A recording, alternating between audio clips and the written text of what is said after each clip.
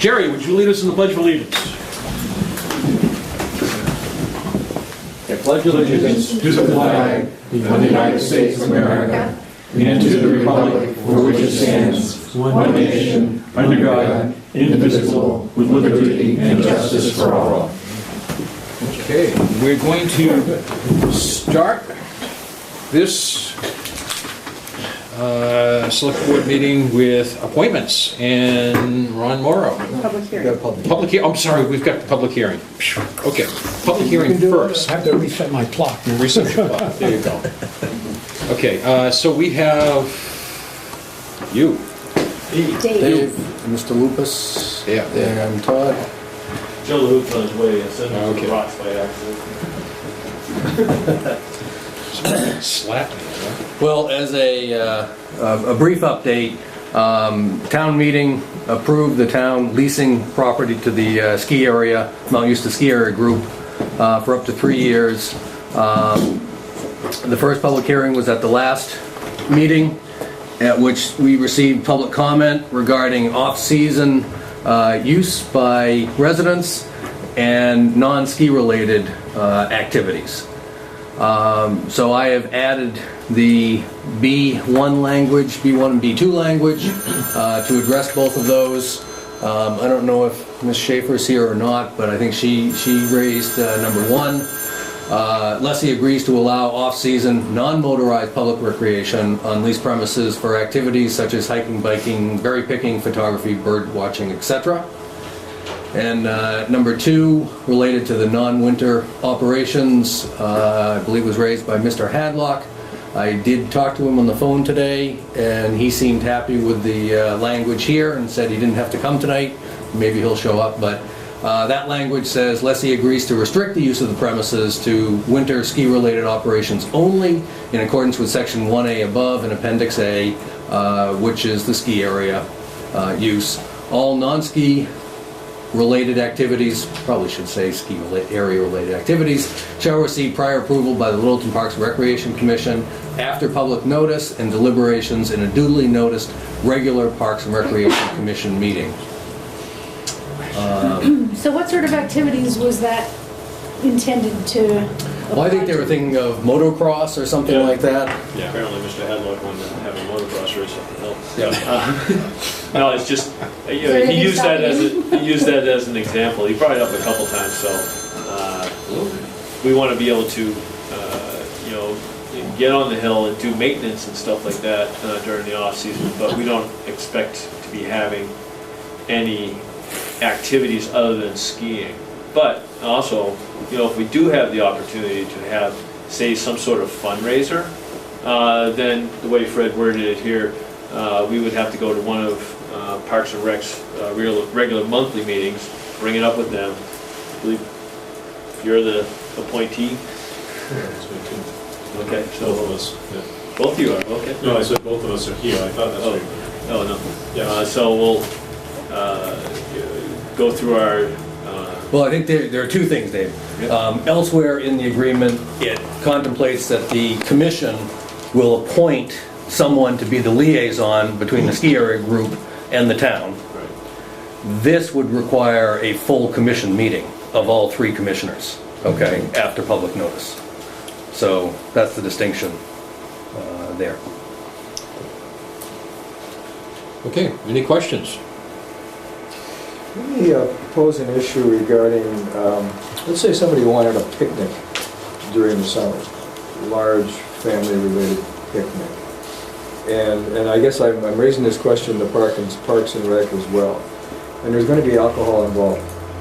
So does that automatically create is it a non-issue in that we don't allow alcohol in our parks? And I'm assuming the same thing would apply then. I guess I'm asking Brian as much as I'm looking at you. So if there was a large family affair up on the top of Mount Eustace during the summer, and there's alcohol, you know, beer or whatever, you know, it's just a family thing. How is that handled, Brian? Up until, actually, we haven't really had this ever proposed until recently, and Todd, you can correct me if I'm wrong. basically, all the parks are alcohol-free, tobacco-free, and we have not permitted it. We basically just recently started discussing, well, if someone wanted to use a venue and possibly have that, but we hadn't gotten there.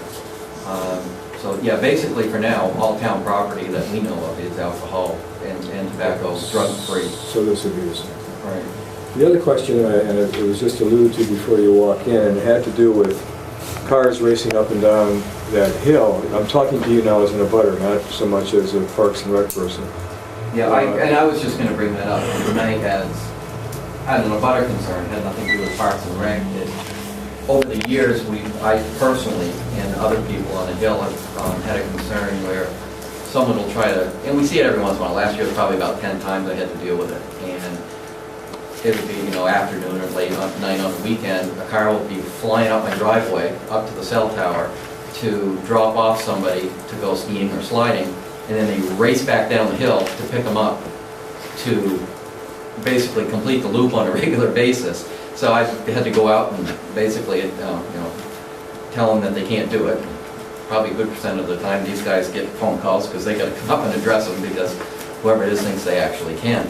But it's been an issue, and my concern as one of the people who live up there, and I'm sure everybody else will too, is probably some signage will have to be put up, maybe at the bottom or somewhere, basically saying, dead end road, no access to top of hill, or something like that, because, it shouldn't be up to everybody who's trying to get the ski hill going to have to deal with people thinking that they can go up, and I'm not concerned as much about people going up my driveway as I am racing back down around the corners on that hill when families and young drivers are going up and down the hill. Have the police ever been called? What's that? Have the police ever been called to deal with this issue? Oh yeah, they get called all the time. They do? Not just that issue, but there's all kinds of issues. It's a dead-end hill with all kinds of open parking spaces up there, so they've been called for everything from drunk driving, vehicles going out on the ski tow and getting stuck in the wintertime, you name it. So because we assume this is going to be a successful project, right, that this is going to be a very successful operation, right? Geez, I hope so. Okay. I'm hoping so. Still have to work otherwise. This issue is going to come up again. I mean, this issue will be there. I mean, I'm taking my own personal time, and I'm going to put a gate up by the cell tower. I'm not going to gate off my house, but so that'll keep a little bit of the people from being able to have direct access to the top of Mount Eustis Drive out there. But as far as the vehicles, it's a public road.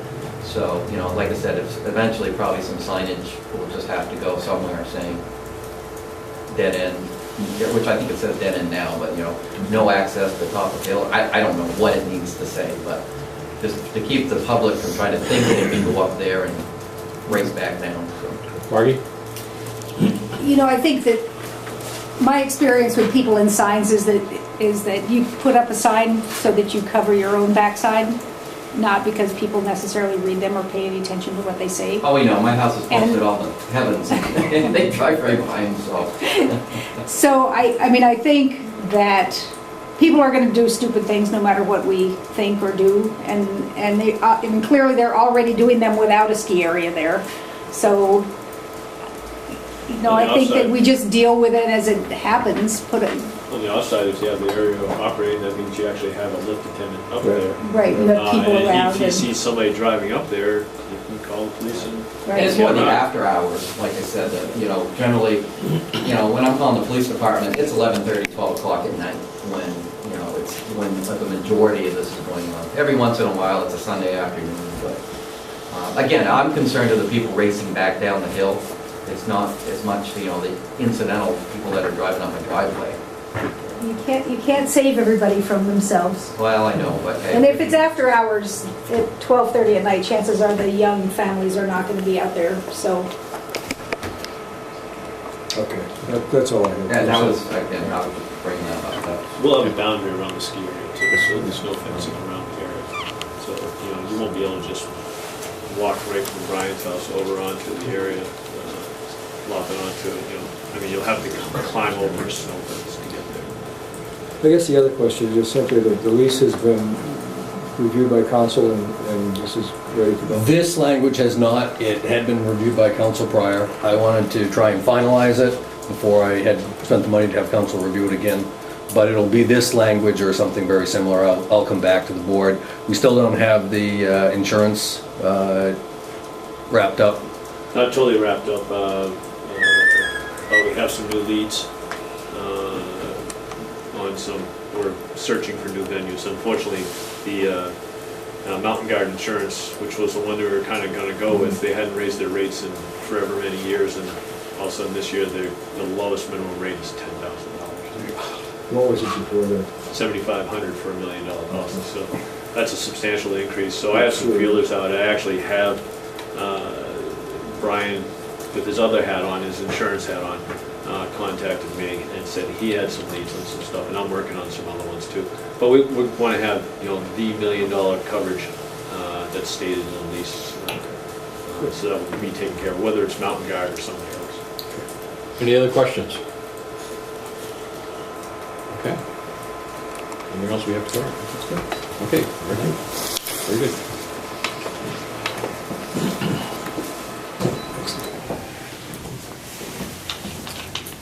Okay, now.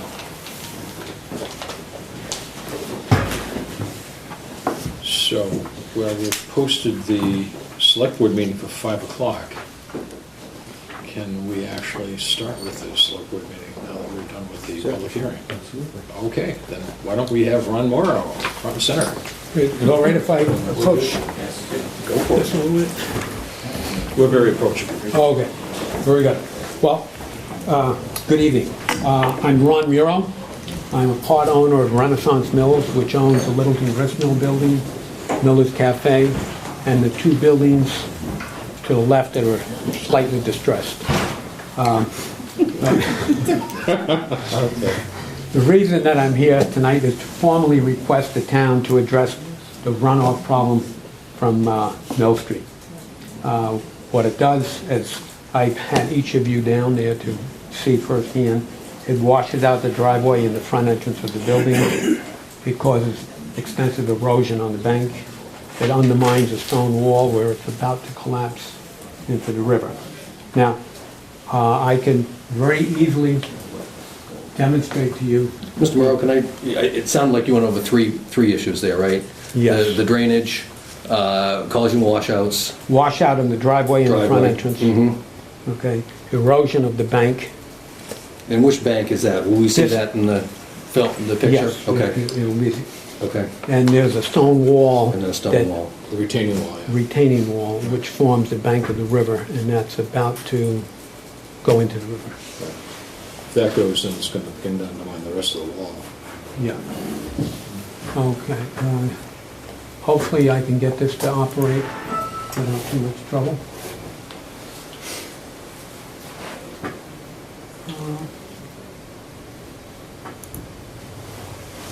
This is 54 seconds long. And it really shows the, come on, here we go.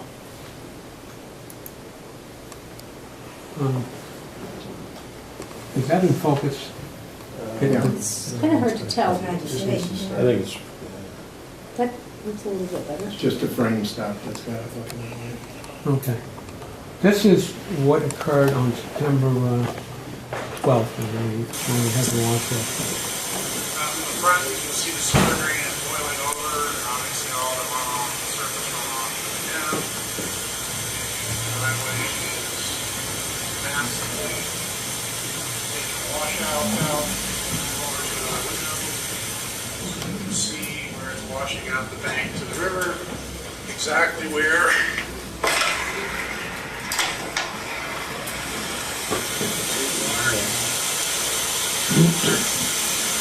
Over, right in this area here is where the main washout in the wall. This is probably a 3-foot diameter cavity in there right now.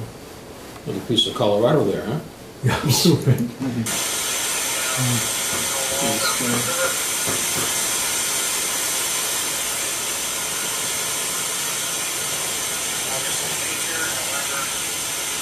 You can see, Can you stop it there, or can you go back a little Yeah. bit? Can you go back a little bit? I think so. Oh, that Oh, was the start. That's all right. Uh, You can watch it again. If you do the little double arrows that are just to the right of where your cursor is now, you can... Can you stop it right there? bump Right. Okay, now you got it. Okay. You can see right here, there's a secondary problem. Namely, Yeah. what looks like boiling water, You mind if metaphorically I speaking. take No, over no, for a second? go ahead. I just want to point out a couple things that I noticed quickly. I thought that would take it back just to... Yeah, that would be- Okay, that's where I want to stop it. It looks like, and I think doesn't it look like this is the flow that almost is coming down off of Main Street? Yes, as it opposed starts to from Main Mill- Street. From Mill Street, Right. right? It starts up at Main Street between, right to the west side of, And then, Get that alleyway right across from it. right.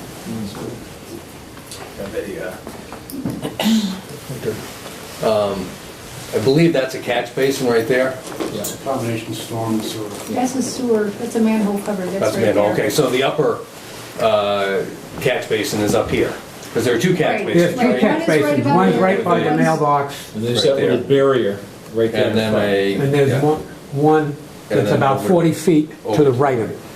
Okay. I'd like to comment on the catch basins a Yep. little later, but should I go ahead with this right now? Sure, I just was trying to get a couple Let's points of just watch clarification. it.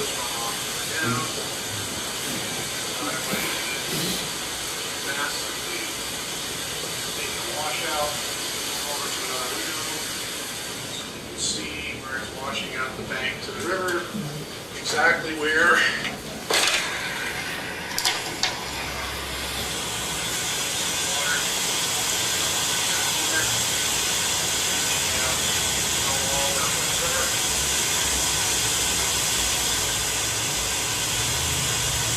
There's a propane tank. Yeah, there was a Can you stop it right there, Ron? You want me to go back a little bit? Yeah, I just wanted to see that image. Well, maybe it's forward at this point. Tell me when to stop it. You can see the propane tanks, I think.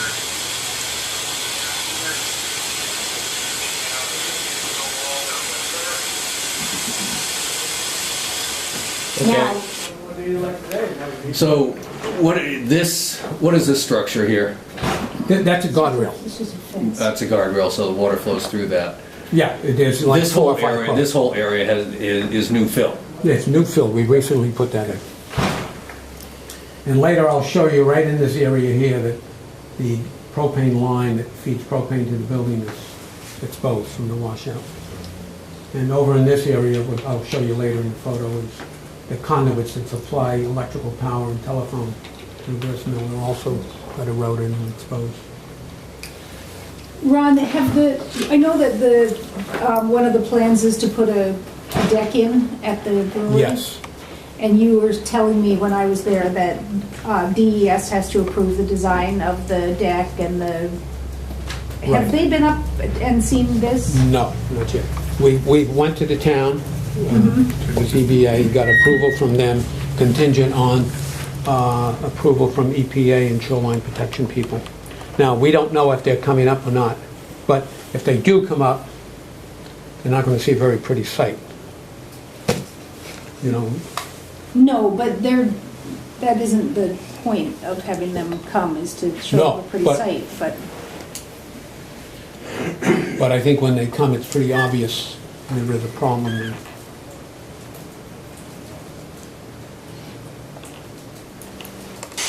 Just wanted to explain it. Obviously nature, however, directly off from the street. Now, up here, you see this is a secondary problem. This is the sewer manhole. And you can see water like boiling out of there, metaphorically speaking. Okay? It's overflowing. I have some subsequent shots where the cover is lifted off. Now, what happens, at times we get toilet paper and other unsightly debris that comes along with it and washes right down onto it. That's a separate problem.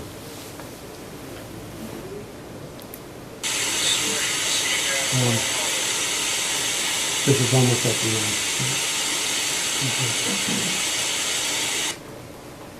end. Okay, let me show you just, I know the select people have seen the erosion, but let me show you some of the other items in here.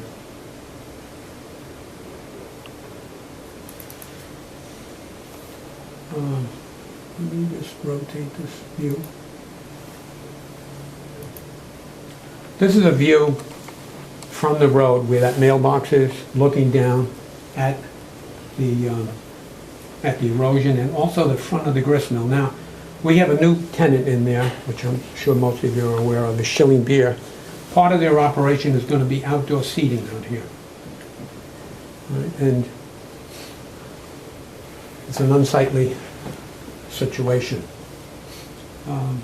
This is viewing it from the porch on the grist mill. You can see those planted, the boxes here are sort of outline the seating area. This again just depicts the erosion that you people have seen in person. This again is some of the erosion. I'm not going to dwell too much on it. This is the exposed gas line. No, I'm sorry, utilities down in this area. Okay. We just put this fill in like 2 or 3 days before. And this is typical. What was the story on those utility lines prior to putting the fill in? Were they there? Yeah. Were they just exposed at that point? No, oh no. They So were this covered, is- but there was continual erosion. So, so before you put in the fill, those utility lines were covered by Yes, we put a new, we existing put one, soil. a new line in. This one here is a new line. Okay. So the thing that's exposed is something that wasn't there prior to you putting the fill in. On this particular load of fill, that is correct. And here is the Propane liner. propane lines. Right here is part of it, and here's the other portion of it. I also have, just to show you a better picture of the secondary problem.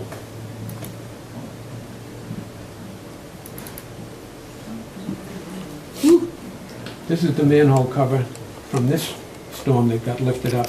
Now, we have had times when the cover was completely moved off the top of the manhole itself and pushed aside.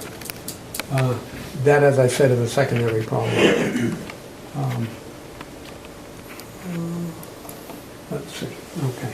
Let me just briefly give you a little history of this situation. We started this project down here, renovating those buildings in 1997, 16 years ago. And I put in several requests to Larry Jackson, who was the road agent at the time, that we have a problem, we have washout. And Larry continually told me, which I believe we have very limited funds, we have no money, we can't do this. Well, after about 2 years of me hounding him, he finally said, well, look, I'll put in this small berm. And when you were down there, you saw this small little berm on it. It's like a bump up. It's a little bit of a bump up. It's not very effective. It's better than nothing. Now, the two manholes that are there, the two catch basins that are there, they at best work maybe 5 to 10%. Okay? They are not in the proper locations, plus they're point locations as opposed to capturing that sheet flow that's coming down the road. You can't do it. Now, I don't know if it's the standard practice of the town, and I don't know if you people are aware of it, but those manholes are made out of culvert pipe. Culvert pipe is not made to carry an axial load, it's made to carry a radial load. So I don't know if that's a standard practice throughout the town or not, but it's not really copacetic. I don't know if it meets DOT regulations, I'm quite sure it doesn't. Typically, I brought in over the years, over the 16 years, 8 to 10 loads of ledge pack. I don't remember the exact number, and spread it to fill in the washouts. During the when we had the hurricanes, we had really severe washouts, in some cases down to as much as 2 feet in depth. And typically, 2 to 3 times a year, we have to rake and redistribute the ledge pack that gets washed out to cover up the ruts. Okay? We had at one time a person tripped and fell. Fortunately, it was a very reasonable person, and they said, look, that was my fault, I should have known better. There was no damage other than a little abrasions, and they just walked off happily. But right now, as I mentioned earlier, we have a new tenant, Chili Beer, coming in with the outdoor seating and a deck on the side of the building. Okay? And we're going to have higher pedestrian traffic. The amount of people that they expect in the order of 100 or more a day. Okay? They in themselves right now have hired 14 or 15 new employees. So it's a significant portion of the employment in Littleton. And when they're up and running full steam, it's going to be in the order of 25 to 30 employees. So it's significant. It adds to the economics of the town. As I mentioned to you, we applied for the deck permit through the town, and we're waiting for EPA to give us their imprimatur on it. Okay. Now, what I have mentioned to you people is a fix which involves using a trench drain. A trench drain, as the name implies, consists of drains in the form of a trench. They are approximately 1 foot high, 1 foot wide, and they come in 3-foot sections, and you stack them together. What I'm offering as a proposal is put a network of 40 feet. Yeah. Okay. In addition to these trench drains, you have to have drop basins where the drains connect into it, and then from the drop basins you connect it with piping and bring the effluent or water back down towards the river, but it's in a confined and controlled manner. Now, let me show you. I have a layout of a proposed system. Let me just rotate this. I'm gonna have to go counterclockwise with this. And let me bring it up and size a little bit. That's too much.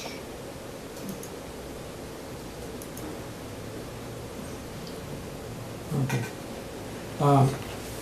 Right here is where the existing manhole is, the catch basin. The second catch basin that's placed is right in this location over here.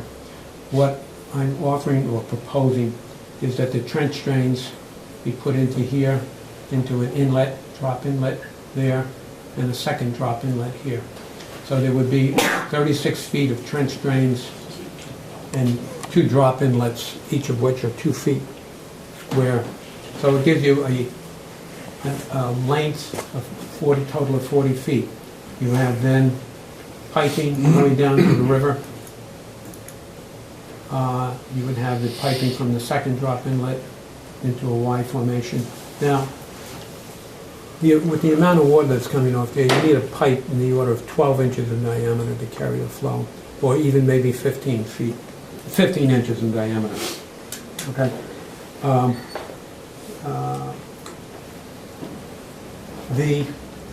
This arrangement and formation, I called Steve LaFrance from Horizons Engineering over, showed him what the problem is, and asked him what his suggestions as far as the solution is concerned, and he agreed 100% with me. I've used these types of drains before in a project in Maine, very similar drains. They're widely used in airports for a large sheet flow across runways.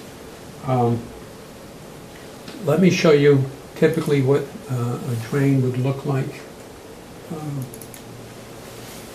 This is a cross-section. These are drains, these are trench drains manufactured by a company, Nina.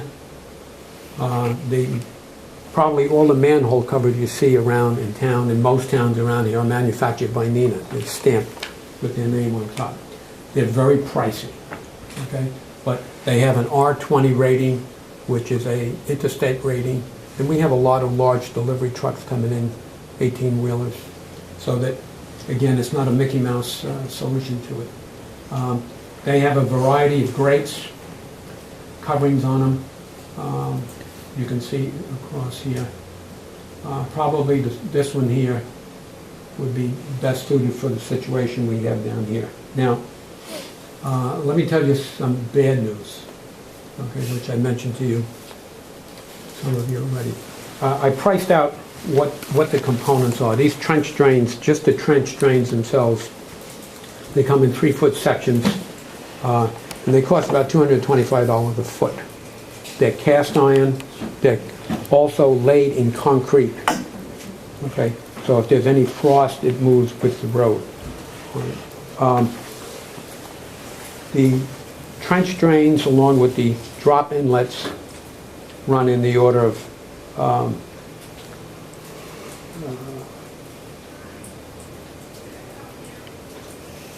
about $12,000. Okay? In addition, you need labor, you need a road repair, and that runs in the order of $6,000 to $8,000. I spoke with one contractor who did a water line for us, and this is a general range. So it's an $18,000 to $20,000 just for the drainage. Now, there's also, what do you do with the water? Well, you can disperse it out onto a bed of 6 to 8 inch rocks, which overlay some non-woven geotextile, so as to disperse it before it goes into the river. And there's a matter of the wall itself. The wall is in imminent position of falling into the river. Over the years, it got progressive erosion. That has a price tag to repair that in the order of $8,000 to $10,000. So, now, you know, I just like to put things in perspective. This is a lot of money, okay? But in 1997, when we did the project down there to restore those two buildings, we put a little over $800K into it, $800,000, okay? If you factor it in with a CPI published by the U.S. Department of Labor, bring it up to today's dollars, and you look at the additional, add to that the additional fit-up that Schilling Beer and that we have contributed to the buildings, along with our taxes, our real estate taxes, we're pushing $2 million, okay? Our real estate taxes alone, these are actual cash dollars given to the town, to now is $222,800, okay? Not insignificant. Another, you know, what do we get from it? Virtually nothing. We get snow plowing of the roads, but, you know, that has a little bit of a double-edged sword to it. You know, we're on the downhill side, and the plows, what they do is they roll over the snow. So we're faced with many times hiring a front-end loader to come and move the snow out, because you can't do it with a regular pickup truck. So we don't come to you and complain about it. We're not complainers, okay? Also, another thing I'd just like to point out, when the covered bridge was put in, I personally ran around and got contributors to bring in $29,000 in cash towards the bridge. There was supposed to be a plaque put up with the donors' names on it. Never happened. Again, I didn't complain to the town. Incidentally, of which the $29,000, the Ames family and Muro family, we donated $11,000 in cash to that situation. So when you look at the total amount of money that we have invested into that place, the expenditures for this drainage system is running in the order of 1%, 1.5% of the total amount of money. So, just in closing, I'd like to say, I know the town has other washout problems that exist, you know, but we started this process 16 years ago. We didn't raise all kinds of hell as far as getting it done right away, but right now it's coming into sharp focus because of the nature of the amount of erosion that has occurred. We have a new tenant in there whose part mode of operation is to be outside, especially with the deck. We don't want unsightly debris coming out of the sewer system, okay? Any of that would be caught by a trench drain system. So it's not a it's not a life and death situation, okay? But the nature of the problem rises to the occasion of being exigent, okay? With the sewer problem and the erosion problem. We're also right now in the start or partway into a hurricane season, so we're going to expect more of this type of runoff. We also, as I mentioned earlier to Maggie, that if we get a visit by EPA, they're going to say, well, what's happening here? I think, anyway. It would be nice to be able to tell them, look, we have a plan in process and we need a little time to have it executed. So I think it's a problem that requires immediate attention. As I said, I think it's exigent, and we're here formally to ask the town to address it. Ron, Thank you. I have a question. I have a concern, and that is, all of these things leading down to continual erosion of the river, and the EPA comes in, we end up losing that wall, we have raw sewage moving into the river. What is the town's liability? Well, certainly exposure for fine there. Okay. This is probably tied to what I was going to ask. The raw sewage that's bubbling out of that storm drain, sitting behind where you're proposing, so that would still come out, wouldn't it? And it would That would, still yeah, it would be across caught by the trench drains arrangement. Yes, it's still there. Now, there is a rather easy fix to keep the toilet paper and major effluents from coming out. There are manhole covers that have screw-down type of arrangements, so the cover would not lift up. The liquid would still come out, but it would not come out in the same amount as if the cover was removed. It mitigates the problem, it doesn't eliminate it. You know, the major problem, I think I discussed that with Margie, is that why is the stormwater getting into the sewer system? The sewer system itself is a small line going through there, 8-inch. Yeah, we don't want that. I mean, that's one of the problems that we've been working on, is trying to keep that stormwater out of the sewers. We gave them permission to go in. I mean, that's one of the, I wanted to make sure that you were, that you had the opportunity to make your presentation, but I think that as a board, we need to, and with Fred, we need to discuss. there's a number of... Yeah, as I mentioned, There it's are sort of a there are lot secondary of problem concerns. is my approach here. Particularly with all the water that's coming off of the larger buildings on Main Street.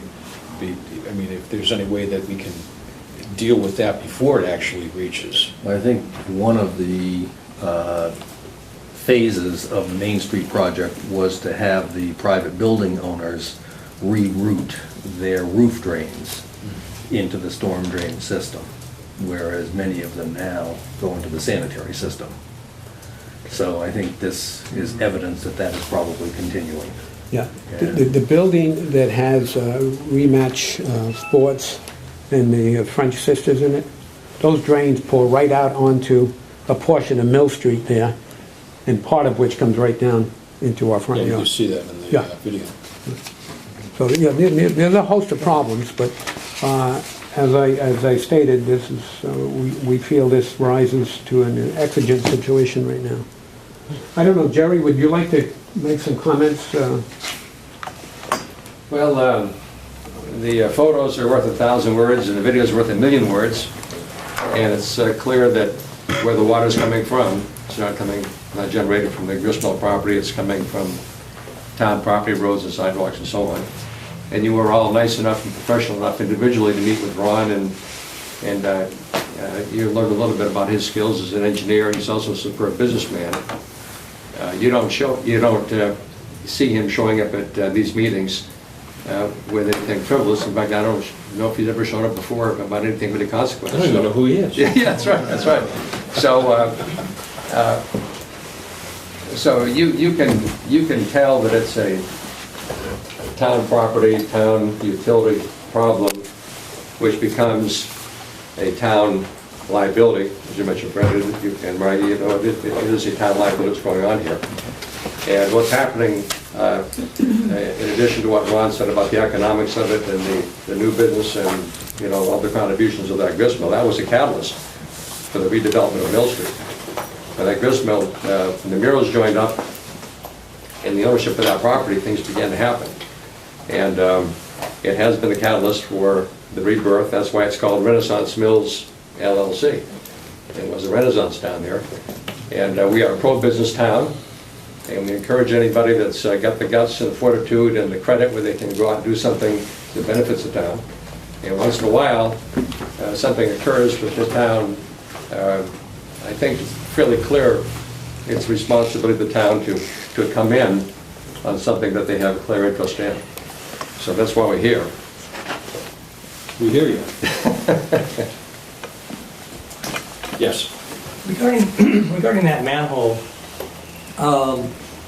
I've seen manholes that had the screws in them, and as opposed to going out and buying a new manhole in the rim to do that, you can drill and tap, put stainless steel screws in, or a little bit more expedient would be either a strap across anchored into some concrete that goes down far enough where it won't wash away, or just clips, same thing, but just a clip across to hold it down.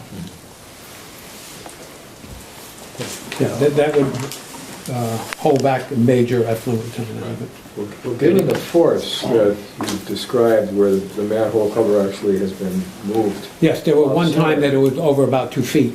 Right, and if we followed one of Dan's recommendations, would it be the strapping or would it be the actual tapping, you know? Whichever is, the easiest is the clips, then the strap, and then the drilling and tapping. Maybe it takes about three holes, three screws to do it, and you want to use stainless steel screws, bolts. How many times have you seen that cover off completely? I've seen it maybe 3 times. In what time frame approximately? Perhaps since I've been down there. But, you know, I don't go down there every time there's a washout, you know. Personally, I've seen it probably 3 times, but... Okay. That manhole, well, sewer line, the sewer cover coming off, takes quite a bit of pressure to push that off. Oh, yeah. Yeah. So if you screw that manhole cover down, then that's gonna have to release itself somewhere back up the line. Right. And if there's sewerage in there, you're gonna push it back up into somebody's bathroom maybe. I don't know, I'm just saying that. Best thing is not to have the stormwater going in there. Yeah. Right, exactly. Well, the stormwater shouldn't be going in there, I understand that, but obviously there's a combination of both because the sewer line is not being used up from sewer. It's being used up from infiltration of water, which could be coming from the roofs or anywhere other on the building. Also too, just above it would be on the backside of Northern Lights building. There's a driveway, like a driveway that goes up in there. I don't know what that water, part of that same water That coming followed down. right down. Coming down through, so it actually isn't all town's water. That's all private property up in there. That contributes, yeah. Okay, Dan? Also, I've seen, rather than the catchment thing you have, I've seen where they have a corrugated pipe. It could be either galvanized steel or aluminum, and then they have as a part of it, the pipe comes up, and then it comes up with the drain. It's built a right into it, modification of it, yeah. and I would wonder if that would be. Well, I think the rating for the heavier trucks is what he's concerned about. Yeah. Well, these are used on freeways, so. You know, I don't think that this is the meeting to Yeah, be that's trying to Do the figure technical. out the technical details of the engineering of what kind of a drain needs to go in. It's pretty clear that something needs to be done. I have a couple of concerns. I don't even know where to start with them, but, Anywhere.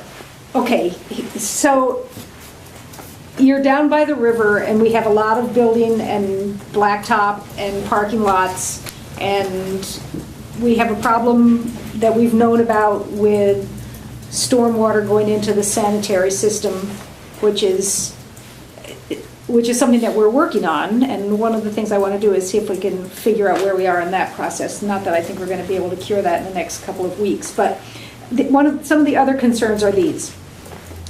I don't know what the policy is about rebuilding or repairing retaining walls that were put in place prior to the most recent versions of the shoreland protection laws. I mean, sometimes if something's in place, you can leave it, but you aren't allowed to rebuild it, and we need to check that because it isn't necessarily the best thing to block the water from doing what it wants to do. And it may be that there are regulations about rebuilding that retaining wall that we need to find out about before we do anything. I think that we need to be careful that we don't go rushing into thinking we're fixing things and make more problems for ourselves. So clearly something needs to be done about keeping your property from washing into the river and disappearing. But rebuilding the retaining wall is not necessarily one of them. We need to find out if that's even allowed. If you're allowed to do that. That's one thing. Then another thing that I'm concerned about is that DES may have something to say about the fill that you put in.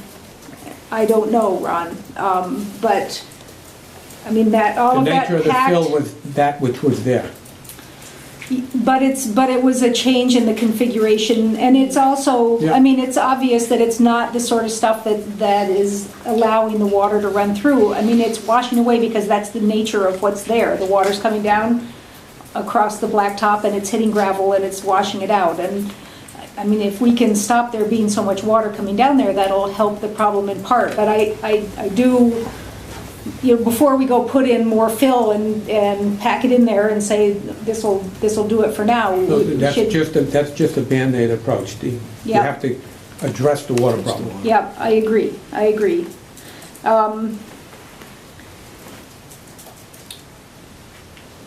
The comments that you made about the manhole being improperly built, I think that even if the standpipe, you were talking about the Catch basins. Okay. You said manhole at the time, so I wasn't sure. Well, the manhole is about to collapse by itself. That's a separate issue. And if you pull up that cover and look at it, you see the brick formation. It's not a concrete manhole. It's brick, and a lot of bricks are loose and about to go down. All right. So, Fred, what is going on with what's happening with this? The study that we were having done about where that water is coming from that's getting into the sewer, as opposed to the engineer is working on it. Specifically, if they've looked at this line, I'm going to have to check and see where that has been cambered. I know a number of these lines have been cambered, so I'll look into that. And I think the best thing would be to get Mike Stein from Woodard and Curran over here to take a look at it and get his recommendation. Did we have any sort of a problem at the wastewater treatment plant in that storm? Oh, it was a high flow, peak flow period, very short duration. Yeah. A question that I have. Does the town have an urban exemption for proximity to the river, so that in cases of an emergency type need, that it can go ahead and do it? Not that I know of. Well, we're working on an exemption on the shoreline protection. Yeah, because usually I know that new laws have been put in place in the last 10 years or so, but usually towns located along riverways have exemptions. Well, yeah, like Manchester in particular. They can be subject to different regulations than other ones are, and we're working on. We'll know more about that shortly because we're working on that for the Saranac Street River District project. It's a town-by-town specific exemption. Right, okay. And I don't know, I'm just talking about things that are coming to mind as you talk about this. And since I went and looked at the problem that you're concerned about, and it used to be that whenever anybody was worried about their beach or their bank or whatever washing away, they would put up retaining walls. But retaining walls are looked on with fairly big disfavor these days in a lot of places, and so it may be that that's not going to be an option. If it falls in, it may have to stay fallen in. Well, then the whole bank will go down, Usually EPA, from my association with them, they will allow you to put back what has been in existence. But I know that's a problem I have with the other buildings.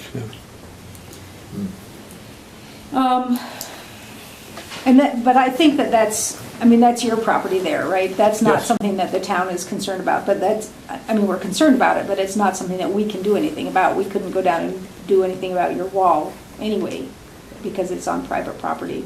But it's just a concern that came to my mind. Yeah, but if we give you permission, you can do it. Right. I understand that. We feel the town situation has caused that problem.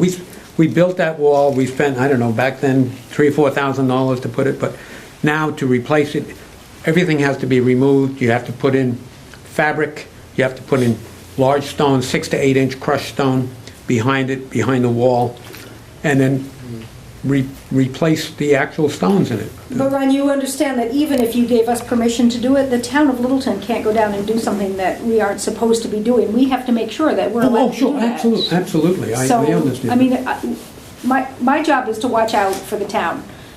Our job is to do what we can for the people who are in the town, and we are, you know, we are concerned about this. This is not, I'm not trying to make light of it in any way. I'm just saying, we can't go down there and say, we're gonna rebuild this wall. We've got to make sure that that's what's going to be allowed to be done, or that if we're doing it, that it's being done the way it's supposed to be done. Mark, I got a question. If you feel after looking at the situation that it is actually a town problem or a town property problem that has caused this erosion onto private property, and that retaining wall goes down, and I think you both mentioned, a couple of you have mentioned that we can see some liability for the town here. This is one of these odd things that you almost can't believe, you know, the conversation, that we're not quite sure that we can, because if the wall goes down, maybe the bank has to go because it's at the end. Well, if you go back to what caused the problem, then I would think it'd be with some elasticity be interested in jumping in on this thing and finding out what can be done about it. I mean, postponing this, I was kind of hoping that maybe at this meeting this afternoon that you would take some kind of a vote to take some kind of action. I don't think we're going to take a vote to take action. I think we're going to tell Fred to get on figuring out what can be done about it. But we're not going to say, do this, do X or Y or Z. You've all, like I said, you've looked at it. Ron Muro's a superb engineer. He talked to Steeple of France, so he's not coming up with some things that just popped on top of his mind. He's basically done some homework on this that should give you enough information to come up with some kind of a motion to approach this, because this is one of these things that you just can't keep putting off and putting off. You have to look into it. It's been looked into. Now, if you've got some confidence in what Ron has come up with, you've seen the evidence. So I'm just wondering how we can take that approach as you're suggesting. Let's hold off, and if the wall goes down, the wall goes down, and we can't go on even with permission. I just can't, that just runs completely contrary to my common sense way of thinking. There was no suggestion that we just hold on until the wall goes down. I just don't want to rush. That might be what happens, is what you said. That may be what happens, is that goes down, and then, but, so, and that is what might happen. How do we get this, excuse me, Okay. how do we get this to be a priority? I mean, it seems to me this is a big-time priority. We have major efforts going on along the river district, and we're dependent on this being a model project. This is the example we would show to anybody that wants to develop along the river of what can be done with the kind of private investment that's been put into this thing.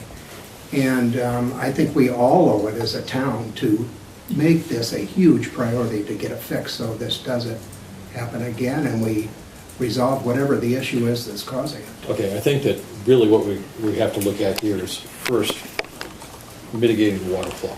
Okay, that's what's really exacerbating the problem with the wall. And Fred, I mean, what direction do we take here in order to deal with that as soon as possible? Not necessarily having a hard time frame right now, but knowing that this is something that we have to get done. Well, I think we need to get some expertise to look at it. One thing that hasn't been mentioned tonight that I think does need to be mentioned is I'm not sure all of this problem is a direct result of the town. Mr. Murrow has altered the terrain down there, and some of that may be causing the current erosion problems. I haven't heard about this in the 2.5 years I've been here. I don't think any of you have heard about it being a problem before. We have had larger storm events, so they may have been causing additional problems. That's not to minimize the problem. Clearly, there is a serious problem down there that we need to look at.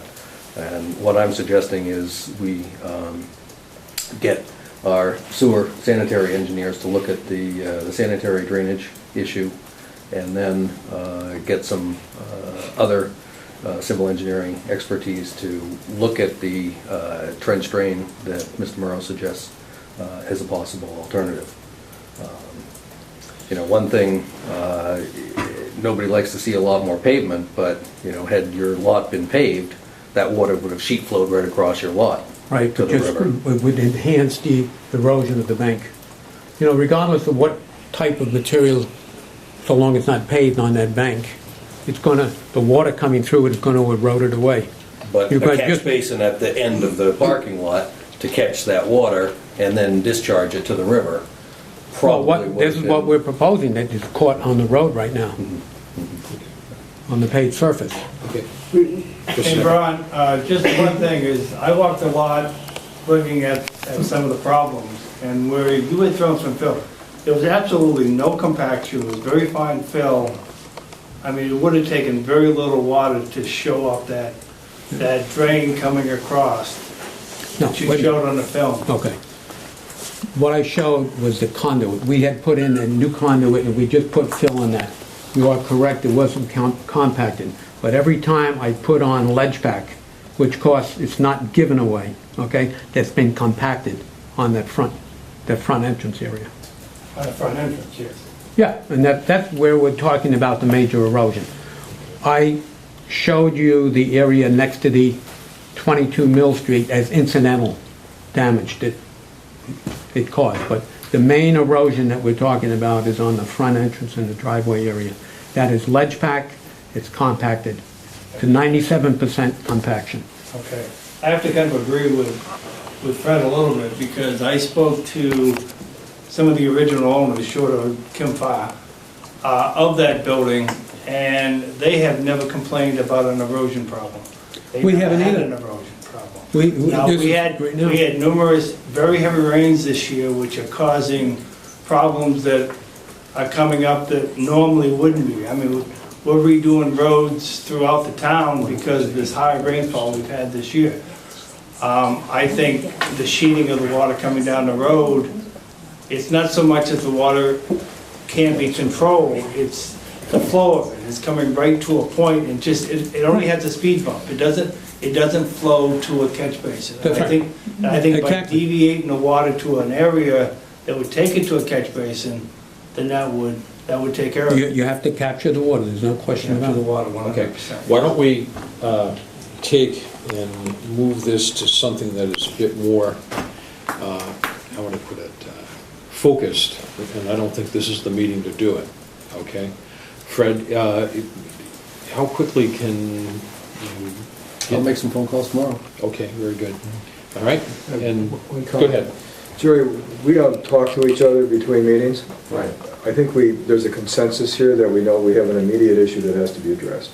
I think leaving the property and seeing what was happening. And the runoff, you know, a few years ago, we had the AdMac owners complaining about runoff. I mean, there's been runoff complaints for years, which is just the way we're configured as a community. So there's consensus here that there's clearly an issue. We just don't simply, today's the first day we've had a chance, the three of us, to even look at each other, talk about this. So this will be addressed. Thank you. One more quick thing, if you don't mind. Dave and Jerry, I think, we had a meeting about the River District at the end of last week, and one of the things that I said was that I think we have to look at that whole segment in terms of stormwater catchment and treatment. Because if we want to encourage people to have that as a place to do business, we can't have these kinds of problems happening to them. But in that vein, I also think that we don't want to leave Ron with a problem while we figure out what we're going to do for, several months. So we understand that we've got to figure out at least something to be done shortly. But these are the kinds of things that happen it's the low side of town, it's right next to the river. All of the water that doesn't get caught in the pipes ends up down there. That's one of the easiest things to understand about water, is that it runs downhill. And if in our overall plan, we consider how we can deal, what the most modern ways of dealing with stormwater runoff, one of the things that I think that we need to do in that whole section is figure out an overall plan for catching that water so that it's not ruining people's property on that low side by the river, but not a series of Band-Aids all the way along from Mr. Murrow's property all the way down to the far end of Saranac Street, but a overall plan for dealing with that. Totally agree. And just to make a point here, we've been talking about Steve LaFrance and other experts in the community working with Margie's leadership on this whole issue, because we now know that if we're really going to achieve what we want to achieve in the River District, we have to address this infrastructure. And without doing that, the rest of this, it just isn't going to happen at the degree that it could possibly happen. And it could be a very special thing for the community and for our tax base and for lots of positive things, and certainly for the attraction of visitors to our community. But that infrastructure has to get solved before we can do all Well, I this. think that the first thing we have to do is take care of the immediate problem. Yeah. Go ahead. Yeah, I think it's very important for the town, from the town's perspective, is that to send a message to new businesses. We just have Schilling Beer coming in now. They're people from out of town, okay? They've invested very heavily, along with us, into that building, and they have outdoor seating, they have potential deck on there, and there is a problem. And now, what kind of a message does it send if nothing is done about it? That's not going to happen. That's not going to happen. Well, time will tell. But, you know, as I said, this is a problem that should be addressed very quickly. And we're not, you know, along the lines of people, other people complaining, we're not complainers. From day one, I haven't come to the town and complained, okay? There are things that have been done, that should have been done, that weren't done. We did it upon ourselves. So don't take our inaction as a concern, as a conclusion that we're not interested in having this problem Whether there solved. isn't a problem. We understand that, Ron. We understand. And there are consequential damages right now. We're quite aware of it, and, okay. All right, Thank you for your time. not a problem. Thank you. Thanks. I took more than 15 minutes. I noticed I knew you were that. going to. I checked- Oh, I'll get I bad checked marks. my watch twice. You didn't see me. That's all right. I didn't have to pull the lever. Okay. Okay, Thank you. you're welcome. You? Yeah, my name is Bruce Cousins. I'm one of the partners in the Schilling Beer Company. Okay, very good. We've come from. I gotta stop and see you tomorrow. That, I work for the Department of Employment Security. oh, great. You're doing a wonderful job. Thank you So, very much. as an out-of-state investor, I came here with the idea that it was a very progressive community. It was very forward-looking. You have an incredibly unique building that Mr. Murrow owns that we're soon to occupy and are starting to occupy. I'm interested in your solutions. You have some issues that don't just impact Ron's building or our business. You have solutions that impact the whole community. If people see that this building has major problems, you can't do business there for public health reasons, sewage issues, liability issues, the manhole popping off. I don't have to be real knowledgeable to understand that that is exposure for you. And you've done all you can to this point. We'll have 25 to 30 people that are looking at this as a good full-time, part-time job. That's significant for people looking at the community. So from my perspective, I have my eyes wide open. I'm thrilled with the reception we've had, with the cooperation we've had with our landlords. We couldn't be happier, because it's not always that way in smaller towns. So we are willing, along with Ron, we encourage you to be as proactive as you can be. He's done a lot for the community, he's done a lot for us, and I think the community is watching. And if you can help the situation in any way, it'll be appreciated. It's only a plus for the whole community, because I suspect with the tourism being a big issue for the area, we'll be doing our part. There'll be more people who'll be capitalizing that aspect, the tax base and so forth. I'm sure you're aware of the collateral bonuses for everybody. We like and tax the base. detriments. I understand. Thank you. Yes. Karen?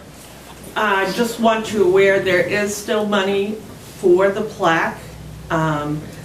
There is included into this number, there's $19,653 that's left over from river projects that have been river walk projects. And my understanding was the plaque would be finished up and done when the river walk project was complete. Now, the river walk project has been several phases.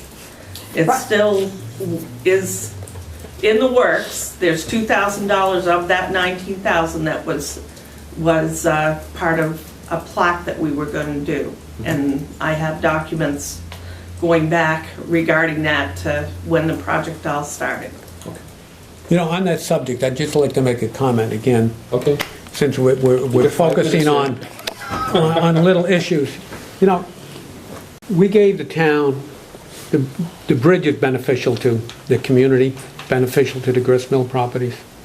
We provided easements both on the Mill Street side, the island. We've also given easements for the river walk across the properties that I own with my wife. There's been no licensing fees, no easement fees, anything of that nature. We contributed because we think it was a good thing for the town. It would enhance the town. Just put it in the perspective. Right. Anything else? All right. Let's move on to Sean Sweeney. Thank you. Thanks, guys. Thank you. So when are you opening? Yes. Well, as soon as we get the Department of Internal Revenue Service there to help us. Oh, no. I actually do job development. Oh, I'm good. the business rep, sorry. That's good. Well, you'll be pleased to see the number of applicants. We had a soft opening this past weekend. Okay. It was really a nice response from the community. We look for this weekend to be, hopefully, if it doesn't rain again real hard, we'll be open this weekend. Thank you. I wasn't aware there What's was a that? projector. If you can leave it on, I did bring my laptop. That's our first class. I think I've got it right here, so.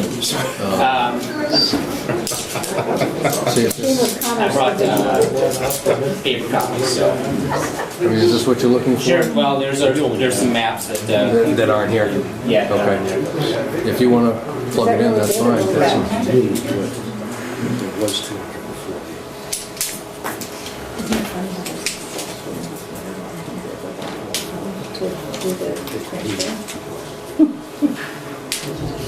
That's an appropriate segue for our next topic, I guess. It sure is.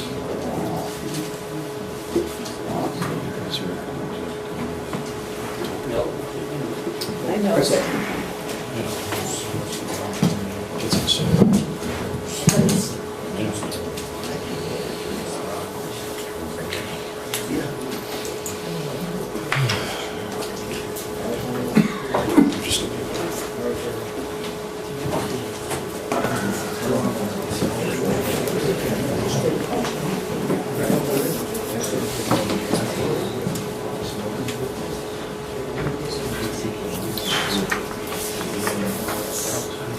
I just got the new dam inspection report today. Really? So this might be outdated, but, Well, I don't think so. Just in the nick of time. Basically, it's the letter of deficiency is still valid. Yeah. Please keep working on it. Because if you don't... Who signed it? Was it Steve going on? Yeah. That signed it, yeah. But there were a number of items that he once looked at. There's some burrow holes down there, Okay. and some other things. Well, those are small potatoes compared to. Yeah.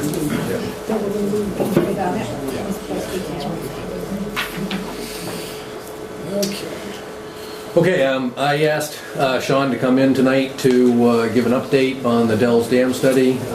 Town meeting's appropriated money to study the letter of deficiency and see what the options are for the town. And I think it's important, now we're coming into budget season, to get an update as to where we're at and how we may want to proceed. Okay, my name's Sean Sweeney. I'm a local resident and engineer, do water resources work.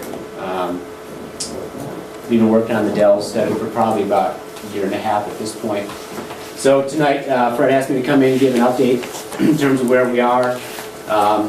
Just a brief outline. What I want to discuss is review the DES letter of deficiency, the Dam Bureau, what's required, give you a status of where we are in terms of the analysis that we've done, and talk about what the options that we see at this point for essentially making the dam pass more water to meet the Dam Bureau's requirements. So the Dam Bureau issued a letter of deficiency, or an LOD, that was dated March 23rd, 2011, 2.5 years ago. There are several housekeeping items, if you will, on the LOD, dealing with discrete areas of erosion, mowing the embankments of the dam, that sort of thing. But there's 3 items in particular that are make all those other housekeeping items relatively small potatoes, if you will. Condition number 5, the letter of deficiency stated that the dam can't pass the required storm event without overtopping, and therefore there's concern that if the dam overtops, it's going to breach and send a flood wave downstream. So they required a revised hydrology and hydraulics report using 2.5 times the 100-year storm required for a high hazard structure. We'll talk more about the hazard rating in a minute. Let's go to the conditions. The next condition was condition 8, which basically said submit an application to rebuild the dam to upgrade the discharge capacity. And it must be upgraded to allow passage of 250% of the 100-year storm. Or alternatively, this is important, the inflow design flood, or IDF, for ENBR 30311A. The inflow design flood is defined as the flood above which the dam failure would not contribute to endangering public safety or property downstream of the dam. So that means what they're saying is, design it for this 2.5 times the 100-year flood, which is extreme flood event. Or you could design it for something less if it turns out that this 250% of the 100-year flood really doesn't offer any further protection downstream. And we'll talk a little bit about how we figured that out and what we figured out at this point. And then condition 9, rebuild the dam. So all the other items, things that Fred was just talking about, burrow holes, those sort of things, well, if they're talking about, rebuilding the dam, essentially removing what's there and reconstructing a whole new dam, burrow holes are somewhat inconsequential. So if you want to scroll down a little more, Fred. So what we've done to date, they required a hydrology and hydraulics study. So the area that drains to Dell's Dam is about 2,500 acres, a little less than 4 square miles. And what we've, part of the analysis that we did was to account for some of the distributed floodwater storage areas that are out there. So I would have had a PowerPoint. I didn't realize we'd have a projector here, but in lieu of that, I have a couple of some paper copies. So right now, DES has identified the 100-year flood as about 1,800 cubic feet per second. Actually, it's a little closer to 1,900, which is pretty high for a 4 square mile drainage area. And so what we did is to number one, to try to get that number down to something that is probably a little more reasonable, is to look up in the watershed, and we know that floodwaters get stored in various areas upstream. So in particular, we've identified 6 different floodwater storage areas, 2 of which are up by Highland Croft, where the driveway to Highland Croft crosses. There's the driveway is elevated up on quite a bit of fill. Just upstream, there's the big wetland beaver ponds, that sort of thing. We know that area sort of fills up. There's a restricted outlet, so the amount of water that flows in, the same volume of water flows out, but the rate at which it flows out is greatly reduced because flood water gets stored So that's up here at Highland Crop. This is just an overall watershed, the dam being right down here. Excuse me, up on the Highland Croft, if I remember correctly, just past the little bridge there, isn't there something that holds the water back? Is that a small dam? There's two dams there. There's a concrete dam just below the driveway. Right. We did account for that as well, but the actual much greater storage occurs on the upstream side of that driveway in that big wetland area. What happens if that dam below the driveway is defeated? Not much, actually. Okay. Yeah. That's what I was wondering about. That one's relatively small.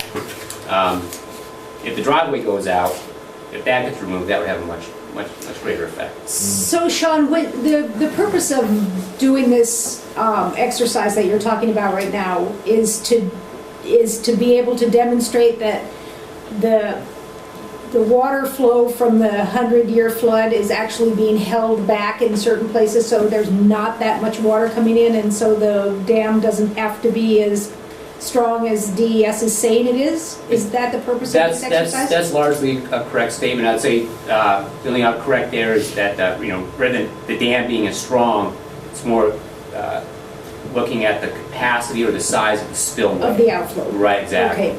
So right now DES has said, hey, 1,882 CFS, that's what our figures are. That's the 100-year flood. You need to design the spillway to pass 2.5 times that. Well, that's 2.5 times 1,800, 5,000 CFS. I mean, that's like a 10-year flood in the Ammonoosuc River here in town. It's unrealistic to expect to construct a dam to pass 5,000 CFS. Okay, and so now you're going to... So now I'm trying to say, okay, show right, where the water is held back so that the town doesn't have to do as much to make this right. The intent, what I'm hoping to find, and I have to be objective about how we do it, is that we can make improvements to the dam that are realistic to make, right? I think that if and sufficient under the circumstances. Correct. It needs to be safe. I need to put my engineer stamp on it and say, this is big enough. But at the same time, I also want to, be able to find a solution that's a real solution. Could you pass this to me? What, the present dam, what is it rated for in cubic feet per second? Right now, and I was going to get there, right now, the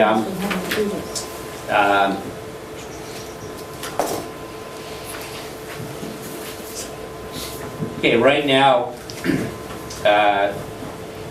for our calculations, and this is with what's called 1 foot of freeboard, so that means that the water level comes up to 1 foot below the crest of the dam, the top. 760 cubic feet per second with a foot of freeboard. So we're over 1,000 feet short then. 1,000 cubic feet per second short. Well, we'll discuss that right now. A 100-year flood. Yep. That's scary. It is probably undersized at this point. So anyhow, trying to get that flow number down, because realizing that the smaller we can make that flow number, the more realistic it is to make reasonable improvements to the dam. So we went out and a couple other storage areas, and I won't spend too much more time on this. Up by, I called it the Ritchie Pond, where the Ritchies used to live off Brickyard Road. There's no dam up there, with a pond upstream. So we surveyed that, surveyed all the outlet And works. some beaver ponds up in there? There's beaver ponds further up. A lot of those have been blown out.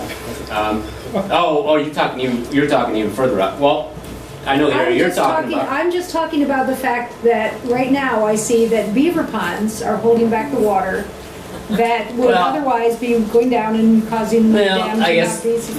No beaver dams are relatively low head, so you're not going to get a lot of storage. There's storage behind them, right? There's a little bit. So the next one that we looked at is right upstream of West Main Street, which is the area you're talking about. We're talking going all the way up to the ball fields, because West Main Street is essentially a dam. That's about 20 feet higher than the brook down there, and there's a 6-foot pipe underneath it. And so we topoed that entire area going up there because we know we get a big flood peak coming down. That area is going to fill up, and the water is going to be released a little more slowly. Over on Far Hill Road, there's 2 areas. Again, one is West Main. And then the new subdivision road that was put in a few years ago right across from West Elm Street, right? Or is that just Elm Street? Yeah, West Elm. That gravel road that goes out there, there's no houses up there yet. But again, they put a relatively small culvert and water can back up behind there. So we had to go and in order to quantify how much storage is in there, we had to go survey all those areas. So we did that. We came up with, using those storage areas, we got the 100-year flow down to about 1,200 CFS. So knocked about 700 CFS off of what DES's estimates are. Our model, if we didn't account for the floodwater storage areas, we were coming up with about 2,100 CFS. So it's about a 40% reduction there. So that's relatively significant. The hydrology component of the study has been approved by DES. So they had a couple comments. We first submitted it and we made some changes. So those numbers are good. So the next component is, okay, we have 1,200 CFS coming down. How does it flow through the dam, essentially? So we developed what's called a hydraulic model of the dam in Dells Brook, and using an Army Corps of Engineers computer program, and we modeled both the 100-year flood. We modeled the flood that's 2.5 times the 100-year flood, which is about 3,000 CFS. We take 1,200 times 2.5. Again, it's a big flow number. So that's sort of the default position. I'll back up. If DES said, we approve your 1,200 CFS number, you can go ahead and rebuild the dam to pass 3,000 cubic feet per second. And no questions asked. Well, that would require, I'll just skip ahead here a little bit. If we were designing a spillway to pass 3,000 CFS, and we left the spillway as wide as it is right now, which is 20 feet wide, we'd have to raise the dam a little over 7 feet. You know, so now we'd have, instead of, right now the spillway is 20 feet wide and it's about a little over 4 feet to the bottom of the bridge that's there. So we'd have to essentially pick the bridge up 7.5 feet, raise the whole dam up 7.5 feet. By the time you do that, that downstream face is nearly vertical at this point. It's not going to support that additional load. You just wouldn't be able to do it. You could never pick the dam up that much because it has to be at least 6 feet wide at the top. Your side slopes go out 2.5 to 1. And you're talking about a footprint on something like that of over 50 feet. So it literally couldn't be done. Or if you kept the dam crest at its current level, you'd have to make the spillway 80 feet wide. You have to quadruple the width of the spillway. So right now it can pass, what, 760 CFS? We're talking about, what, quintupling that amount? 3,000 CFS. So you'd have to make the spillway 80 feet wide. Well, the width of the valley right there, the whole width of the dam crest is about 80 feet wide right now. So and then where's that water going to spill to? You know, I'm trying to impress upon you why it's 2.5 times the 100-year flood is sort of an unrealistic number. And then there's, so those are two extremes. Leave the spillway as wide as it is right now and go up 7.5 feet, or leave the dam crest where it is and make the spillway. And those would be options if we took DES's original numbers before you. No, that would be using our 1,200 CFS number, right? Yeah. So if we take 2.5 times their 1,900 CFS number, now it gets even bigger. Even worse. Yeah. Conversely, we could raise the dam 5 feet and put a 45-foot wide spillway in there. I mean, again, you're talking about reconstructing the entire structure at this point. So those are just a couple of options. So what we would hope to be able to find is that there is an alternative to using the 2.5 times the 100-year flood, and that was what's called this inflow design flood, this IDF. So we've gone ahead and done what's called an IDF study, And so what you do there is essentially, you run what's called a dam breach simulation. So we create this fancy hydraulic model of the dam and the brook. You can go downstream for quite a ways, and you simulate the dam, catastrophic breach of the dam. And what happens to that flood wave as it goes downstream? What are the flood depths? What buildings get inundated? By what amount do they get inundated? All these sort of things. And what we compare is, we run a dam breach simulation with the 2.5 times the 100-year flood. And then we figure out all the buildings that get inundated and how much they get inundated by. And then we start lowering the inflow to the pond, to Dell's Pond, and then we breach the dam again. Okay, what happens now? How many buildings get flooded? By what depths do they get flooded? And you can keep lowering that flow number down, down, down until you get to, so let's just say we have 8 buildings that get flooded during this 2.5 times the 100-year flood, at least a foot deep. And you can keep lowering that flood until you get to a point where either one of those 8 buildings is not flooded, or one of those 8 buildings is flooded less than a foot deep. And at that point, because DES says once the building's flooded a foot deep, it doesn't matter if it's a foot deep or 2 feet deep or 10 feet deep. It's considered a flooded. It's considered a flooded structure at that point. And once it's less than a foot deep of flood waters in the building, then they say, whoa, that building has minor flooding as opposed to catastrophic flooding, and you need to design your dam for that flood that provides for at least all the buildings to be flooded by essentially a foot or more. Explain that. It's sort of a hard concept. Yeah, so as long as it's the same number of buildings that are flooded more than a foot, right, then you can go from the highest number down to where you finally make it to under a foot in one of those buildings. Exactly. And so then that's the level that you start threshold. using. That's Exactly, the threshold. right. So there's no sense in building it all the way up here if you can build it here and still get the same amount of damage. The same amount of protection, exactly. And that's what's called this inflow design flow. Yep. Okay. Dan, go ahead. What about, you're talking about building a spillway and you're putting a road over it. Why not just have a spillway that is a road? That way you're driving on the spillway and you don't have to worry about a road. You've got your 80 feet or however long you've got there of spillway that is the roadway.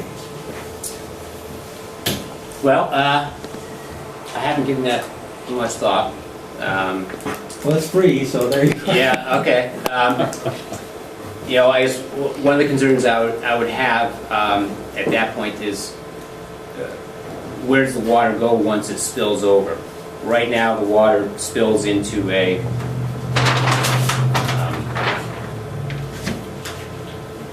this picture shows it spills into it. Basically, there's a concrete pad right at the base of the dam. So that's 20 feet wide. Now, if we have 80 feet wide, we need something akin to a concrete pad that is or riprap 80 feet wide, potentially riprap.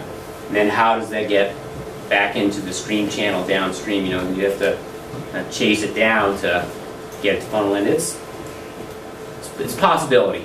Again, you're talking at that point. You're talking about completely reconstructing the dam at that point. And the other thing is that they do that in the West. You just, when it's flooded, and when it's not, it's the roadway. But what happens is that people say, oh, there's a road underneath this water, and so we'll just drive across. And then they drown. You have people driving on roads that go under a bridge that get washed and do that. You can't Save people from themselves. Yeah, stupidity. But you do sort of, just if one there's a bridge to go across. This road on the hills is just more of emergency access. It's not open to the public. It's actually, technically it flows through and goes all the way to the cemetery, but it's blocked off on both ends. I mean, realistically, you could just put a swinging bridge or a sidewalk over there if you wanted to. I mean, it wouldn't have to be anything. That makes it even better. We looked at just what happens if you take the bridge out. So I'll talk about that a little bit in a few minutes here. So as part of this IDF study, this influence IDF study, this is, we had to go, well, I'll back up. The unique thing about Dell's Brook and Dell's Pond and Dell's Dam in this setting here is that the dam is right at the confluence essentially of Far Brook and Dell's Brook. So Far Brook comes in from the cemetery, down along down along Far Hill through the cemetery, and then it comes in just upstream from the dam. Dell's Brook comes in, here's West Main, Brickyard Road up here, the culvert underneath West Main. Here's the pond itself, so this is Dell's Pond, if you will. Anecdotally, it's about half the size as it was about 60 years ago. It's really filled in. Downstream of the dam, the brook flows through a really confined valley. You know, steep sidewalls. As soon as it gets down by the DOT sheds, those steep valley walls just recede. They kind of follow back behind the armory, back up and through here. And then with the DOT sheds the valley just opens right up. So under a dam breach, and not even just under a dam breach, but under a relatively extreme but not uncommon flood, there's a height of land, if you will, that sort of runs just to the north of the DOT sheds, right along where I'm drawing my finger here, and then right through, it's the, who's the residence here? The Gilbert residence on the, between the interstate and Dell's Road. When water overtops that height of land, it's not that much higher than the top of the stream bank. The lay of the land, because of the interstate embankment here and the embankment on Meadow Street, the lay of the land is towards Meadow Street, out this way towards the Ammonoosuc River. So under a dam breach scenario, the stream banks are overtopped by many, many feet. And about 2/3 of the flow actually leaves the Dell's Brook system, if you will, and flows out this way. This green line is a 760 contour that I've just traced out on here. So you can see it's pretty much closed. It's like a bowl, essentially, down there. Where's Mrs. Billadou's house? She is right there. She's right there. Oh yeah, this is 1 foot contouring that we did for this whole area. So I mean, there was a lot of work that went into it. You know, we topoed down to the insurance agency, not topoed, we got cross sections down here. This is the interstate, so there's twins, 5 foot diameter pipes underneath both the north and southbound lanes. So this is it has the guys at the Dam Bureau sort of scratching their heads because typically, you know, your dams are in, you know, your valley walls are relatively well defined. So you have a dam break. And the water's going to sort of, you know, it's going to overflow the river banks and the stream banks, but it's going to stay, you know, more or less going down valley. Here it just completely leaves the stream system, you know, essentially the flow downstream of 93 under a dam break is identical to what it is under just a regular 100-year flood. And also between the two interstate and the median, the land, actually the culverts come through, then it opens up, there's about a 40-foot section of open channel, and then it goes back through the culverts underneath the southbound lanes. But in the median, the land kind of slopes up away from the brook until it hits a height of land, and then it slopes down towards Walmart this way. So when water backs up enough to press that height of land, and again, it's not all that much higher than the crown of the pipes, water leaves the system this way and goes down to the river. I have a question. Go. You said that the Dell's Pond is half the size it was 60 years ago. In your opinion, how much of a lifetime does that pond have? Depends on how many more ball fields we build up on Brickyard Road. Now, I think a lot of the sedimentation there came from some of the more recent development. Okay. So, can you give us an idea? Well, it took about 50 years to fill in, so probably another 50 years. I'm just I mean, I think we've discussed it before, you know, as to whether or not. To even bother with it. Right, yeah, I mean, I used to take my kids fishing there, I mean, I Yeah. like the idea of having it. And I'm just really wondering, you know, what's the point? Well, you know, the pond can be dredged. I mean, I didn't think we could dredge it. It was dredged in the last 15 years.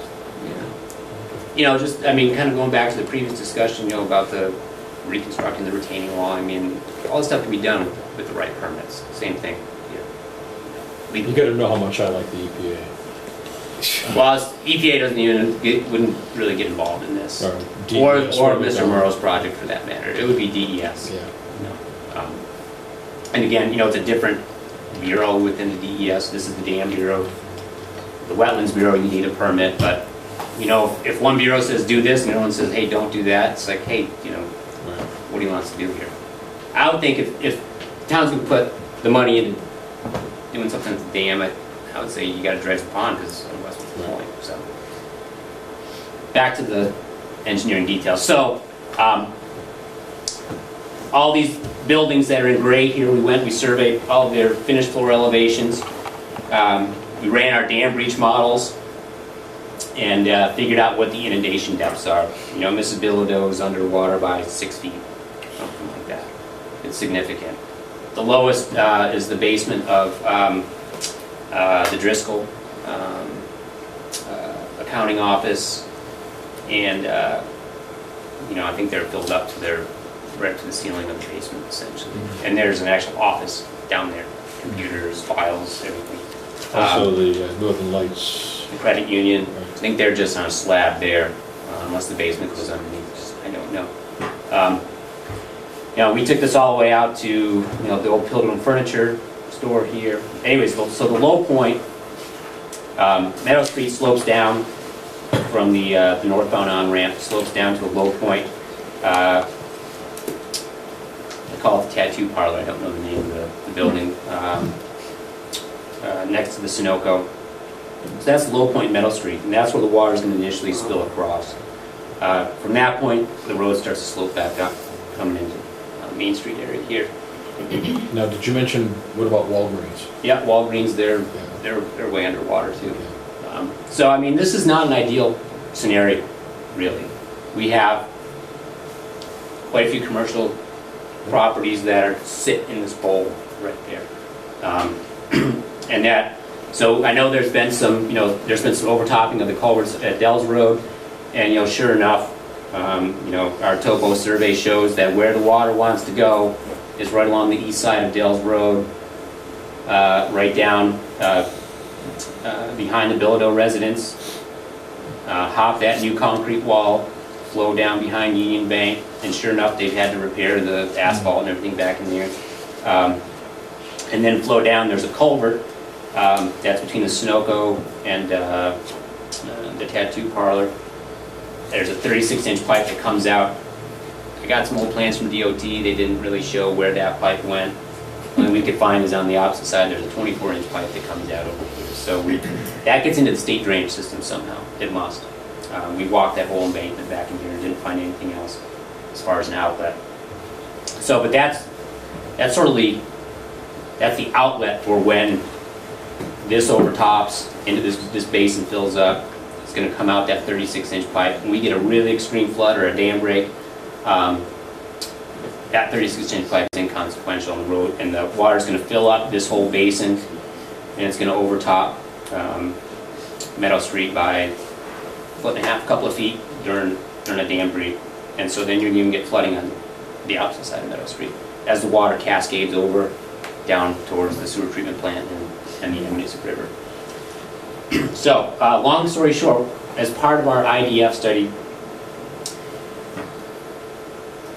our analysis showed that all these buildings are flooded by at least a foot during the 250% of the 100-year flood, and that all the buildings that are flooded by at least a foot during that flood are also flooded by at least a foot by a dam break with a 100-year flood. Just barely. So what that potentially means, and I say potentially because we've submitted our models, to the Dam Bureau, and they're currently being reviewed. So they may come back and say, well, you use this coefficient, it's too low. Or they, there may be some revisions. But what we submitted to the Dam Bureau shows that our IDF flood could potentially be the 100-year flood rather than the 250% of the 100-year flood. And so that since we've brought the 100-year flood down from 18 or 1900 CFS down to 1200, we could potentially design the spillway for that 1200 CFS. So if indeed that is accepted, then that doesn't mean we can't do anything, but it means that maybe it's more realistic to do something. Here's a site plan of the dam right now. There's the paved parking, there's Dell's Road up here. Here's the bridge shaded in, the pond, the brook. There's that concrete pad that's right here. So the dam itself, keep in mind, goes from about here to here. There's a stone masonry face on the downstream side, right here. The low point of the dam is over on that, what would be the east end, right there at, the elevation is not important. So again, right now, the spillway has a capacity of about 760 CFS with a foot of freeboard. If the water comes right up to this low point but doesn't quite overtop it, it'll pass about 900 CFS, which is about a 50-year flood. And during a 100-year flood, the low point's overtopped by a little more than a foot. With the 2.5 times the 100-year flood, the dam crest is overtopped by about 3.6 feet. So that's pretty significant. If that were to occur, I'm sure the dam would fail. So the options, if we can go with the 100-year flood, probably the cheapest option would be to remove the bridge and raise the dam, and we'd have to raise the low point just about 2 feet. So how it is right now is that the road, the trail slopes, including the bridge, slopes downward to this low point. So when I say raise the dam 2 feet, that's at this point. Up here, 16 inches, something like that. So it's, the dam isn't totally flat across the top. So if we just took the bridge out, because the bridge acts as a bit of constriction as it is right now, it takes up some of the spillway capacity, and then we raise the low point here by 2 feet, brought the whole dam crest, up to a point that's 2 feet higher than the low point right now. We'd have to put some sort of a concrete cap on top of the existing spillway abutments right now to bring those up, to that same level. That would pass the 100-year flood with a foot freeboard. That would probably be the cheapest option. Might there be a cheaper option of what if that pond wasn't there? That's going to be one of the other options. Yeah, you could remove the dam. You have to remove the dam, and then the Dam Bureau has no more jurisdiction, if you will, because there is no dam. Because there's a lake up the road a bit for fishing and stuff like that, recreation. Dell's Pond, you mean the pond itself? No, there's oh, Moore Reservoir? Yeah, Moore Reservoir. Oh. Sean, when you say raising the dam the 2 feet at the low point and maybe 16 inches and taking out the bridge as being the cheapest option, are you including removing the dam altogether in that assessment of what's the cheapest? No, okay. That's keeping the dam as keeping the dam. Keeping the dam. That's the cheapest option. Okay. Right. But keeping the dam. But you were talking about taking off the cover on the spillway. Yep. Yeah. Okay. Yep. You could also, if we wanted to keep the bridge could be lifted up 2 feet, pretty much, and along with raising the dam crest. So that would involve a little more work. You'd have to make new bridge seats. I'm assuming that the bridge itself could be salvaged. There are ancillary things that would be done. that would increase the cost over simply just removing the bridge itself. And then another option, if we wanted to essentially leave the bridge as is, and leave the spillway as is, not touch anything right here. I know this is going to go like a lead balloon, but I thought we needed to take a look at it. We could construct what's called an auxiliary spillway. And this is what we talked about down at the fire station one day. We come in, there's a couple areas. We could put a second spillway. When I call it auxiliary, that would mean basically another spillway to provide additional capacity. We could put one off on the east side. I guess one of the caveats, it can't be located within the dam itself. So the Dam Bureau does not want you to pass any water over the embankment, the fill embankment itself. So it has to be in natural ground. So you could come over to the east side and you could put in a 12-foot wide, 5-foot deep auxiliary spillway, kind of route it around the dam, have a boulder riprap channel going down the steep slope. You have to put some sort of a new bridge over the top, or maybe put box culvert sections in there if you wanted to maintain, pedestrian or vehicular access this way. You could do something similar on the other side over here. You'd be looking at special box culvert sections, because that would all need to be buried, and you have to have angled sections to get it to wrap around the embankment. I think that would probably be a more expensive alternative than doing this. Either one's going to be quite a bit more than simply, filling the dam crest a couple of feet and, raising the bridge or removing the bridge altogether. Now, Sean, that would allow the same amount of water to go down the dam, but it would eliminate the dam failure, right? So you still have the flooding downstream? Correct. Yep, pretty much. There would be, there would likely be actually some increase downstream, because right now the water has to come up to, 784.5, let's just call it. At that level, it's going to discharge 900 cubic feet per second. If it were to come up to that level under a new configuration with additional discharge capacity, and I don't know the number, but I'll just throw something out there, it would probably discharge 1,400 CFS, something along those lines.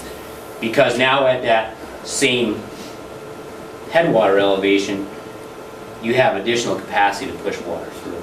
So the only thing that this is changing is it's making the dam, protecting the dam. Exactly. The water flow stays the same, everything else. Everybody's gonna get flooded the same amount. Everybody's gonna get flooded the same. Pretty much. There would, until you get to a certain point when the dam overtops, and then the existing dam is actually going to have probably more capacity and it's going to send more water. And then if we have a dam failure, then that's really what the concern is a dam break. And we have a wall of water going down, heading into that basin, down by Walgreens and Union Bank and everybody else. That's, the 100-year flood's going to come up relatively slowly. People will have time to evacuate. Typically, they'll have more time. It's not going to be a flash flood. We're talking a matter of minutes on our dam break when there's going to be 6 feet of water in Union Bank. Now, the deficiency, was that a structural deficiency or just a water flow deficiency? It was primarily, there were some, like I said, some housekeeping items that related to the actual structure itself. There was a little bit of erosion here. Last year the town came in and poured some concrete right at the toe of the dam in there. Minor structural deficiencies. The big item was the water flow, the discharge capacity. Okay. So, but that dam's been in place how many years? It was built in 1939. 1939, yeah. And it's flooded how many times? I don't know the flooding. I know it's flooded once recently, I think. Over the dam crest itself. Well, it's flooded out. Was it Logic? Billowdew. Okay. Billowdew. She got hit pretty hard. Right. So that wasn't associated with the that wasn't associated really with the dam itself. I don't think the dam overtopped at that time. I think that was due to water overflowing just upstream of Dell's Road. And then what it wants to do, it wants to flow, the low point is right along the east side of Dell's Road, right behind her house. that really didn't have anything to do with the dam per se. Nothing to do with that. Right. Yeah, that was just normal high water. Now, I'll just talk real quickly. The methods that the Dam Bureau requires be used to come up with these flow numbers are very conservative methods. We looked at another method just for the heck of it, if you will, that's based upon stream flow records all around the state. And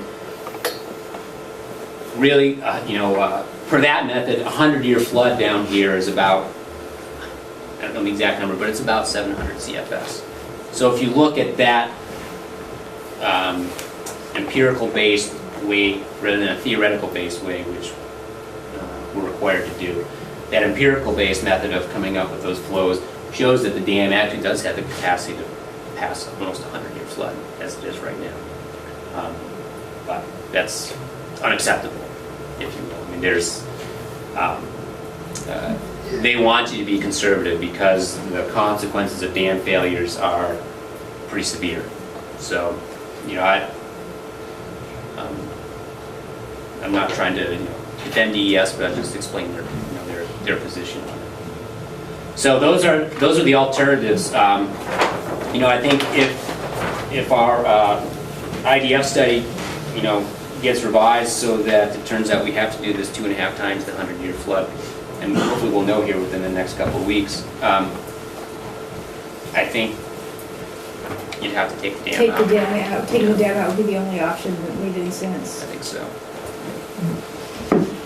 The next page over, when you have that auxiliary dam in there, do you have it curved to slow the water down? I don't understand why you didn't just bring the input a little bit further down the page and just run it straight into the stream instead of all the curves you got. Bring it this way? No, the other just way. go. Just. Good point. Why it didn't just come in this direction here? Oh. Did you do this to slow it down? Or? No, and there's no feasible way to construct it. I mean, this is like a 1.5 to 1 sand bank right here. And if you were to try and cut a channel into that, you'd be lowering the elevation that at this point, let's say you have to cut that down 6 feet. Well, you're trying to cut down 6 feet into a 1.5 to 1 sand slope.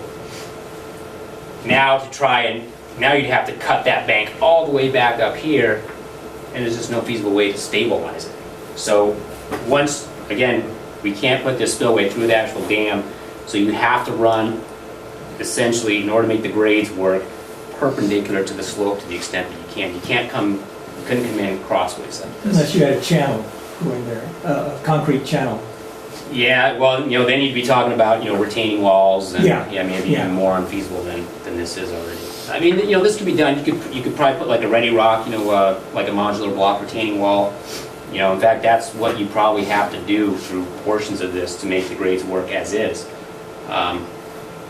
But yeah, you can't just go kind of cross slope this way. You'd end up disturbing that entire. So I have questions. I haven't had a chance to talk to you about this yet. When the water comes into the Dells Pond, of course, I'm assuming the majority of it's coming through culvert. Through on the other side of, well, I mean, you've got Far Hill Road. Yeah, I'd say about 2/3 of it comes underneath West Main, and then from Brickyard Road, if you will, that way, and then maybe about 1/3 of it I comes didn't know through how the much cemetery. went through the cemetery. I've always seen that kind of overflow and go the other direction. And there's not as much of the Dells Pond. My question was how much water can actually flow through a culvert, and if that was taken in. I know absolutely. A lot of back pressure, it can just keep coming more and more. Yeah. And that's what happened with the last flooding we had, was it 2 years ago or whatever. But regardless if the dam's here or not, and if we take it out, you have that 100-year flood, you're still going to have the same problem. Why we're talking about this, and a suggestion may be it's like you said on that map, where it crosses underneath the interstate, and there's a point where it could actually, I guess, expand and go down in between the two two lanes. Mm-hmm. I mean, that's probably grown up over the years. should we be talking to state, federal government, whoever, on digging and channeling that out a little bit so that could take some of the overflow and make it go. But also back when the clamshell was there, I can remember for years, they never had any problems. And that was all paved. And there used to be a drain in the bank there somewhere. And when they put Rite Aid in, not Rite Aid, Walgreens, it disappeared. And it was a good-sized concrete culvert. And because I remember many times we were there, it was pouring rain, the water was coming right across the parking lot. It would go right past the clamshell, and it would go right underneath the road and out to the other side. I don't know where all that went, but what I'm saying is in the process, if the state's working on the road out there on 302 at some point in time, in the future, it may be worth it to say, all right, can we put a 5-foot culvert in?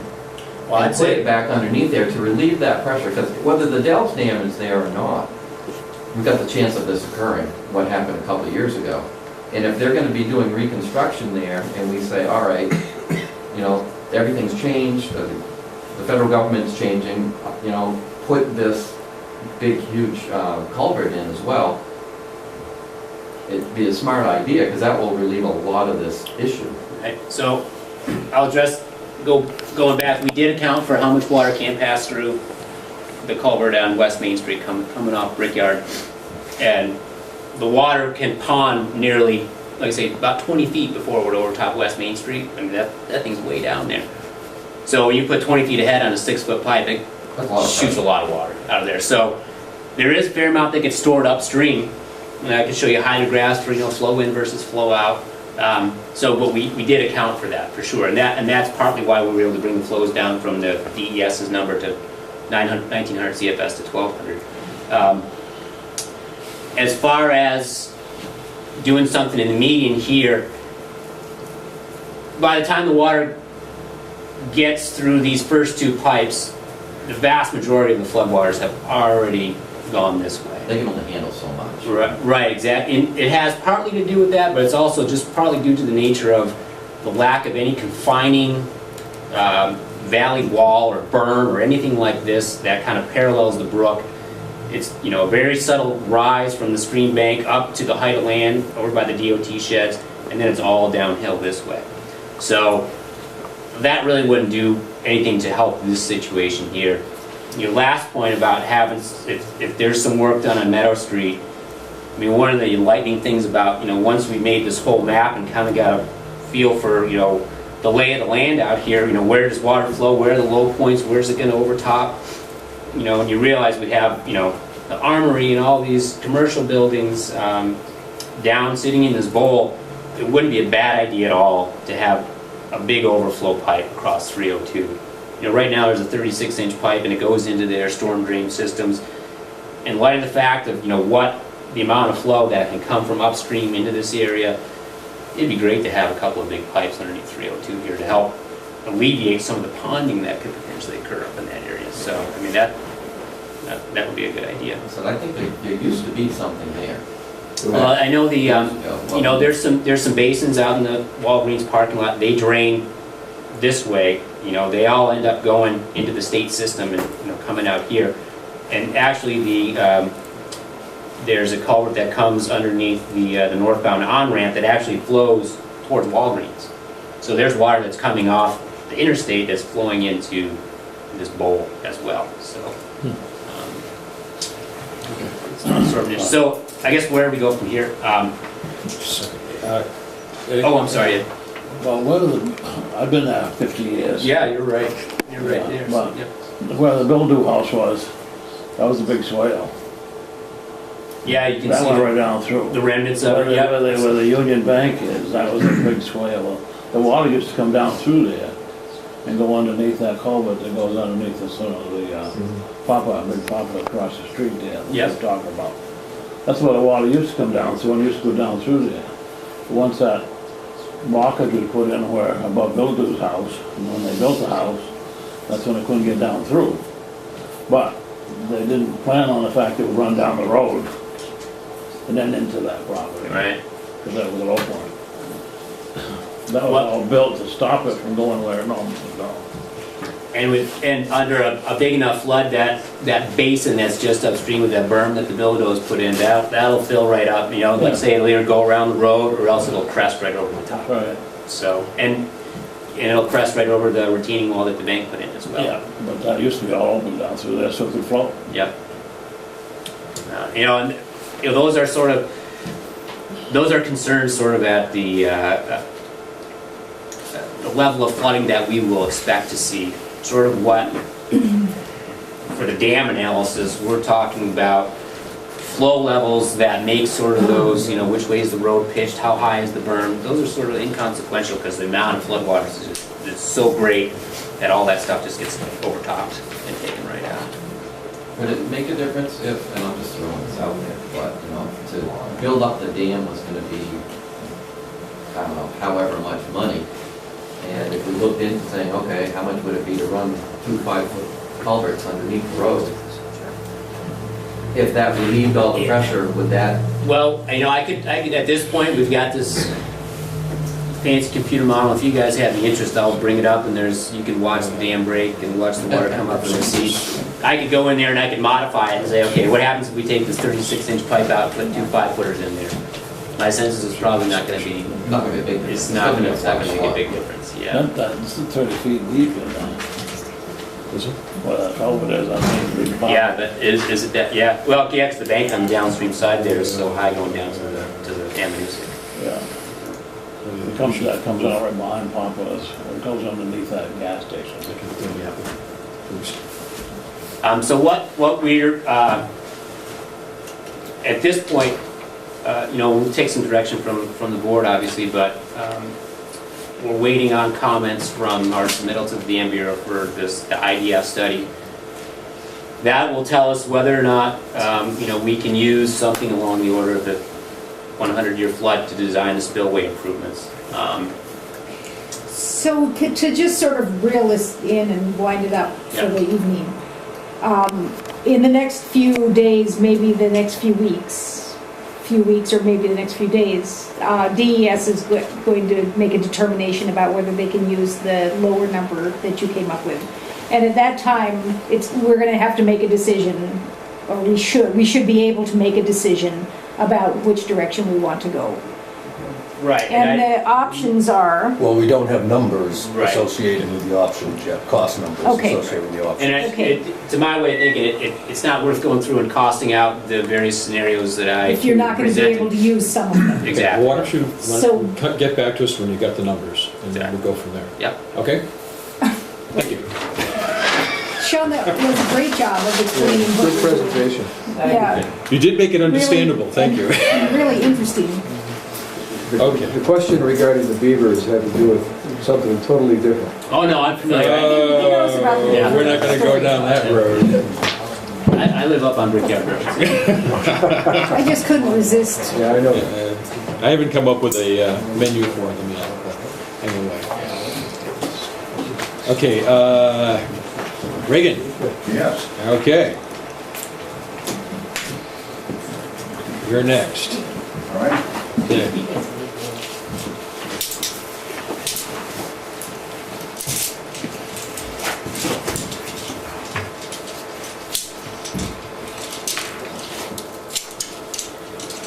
Regan approached me several months ago about a grant that the council had looking into financial cost accounting study for the transfer station.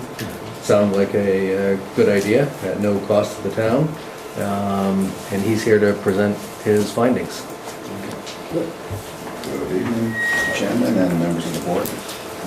Copies of, this is sort of our first, there's 4 copies there already. First cut draft of the report. One extra I can give you.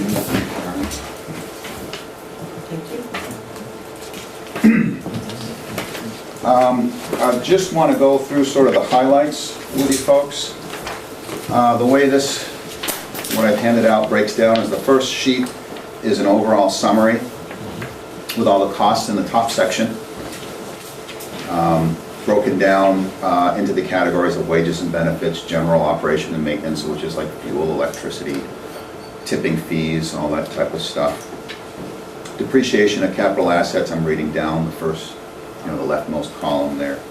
Amortization of future costs, so you have a capital improvement plan that says in, year 2014, you're gonna buy some containers and that kind of stuff, and then a piece of equipment out in 2017, so those costs are amortized over the number of years between now and when the plan is to buy them.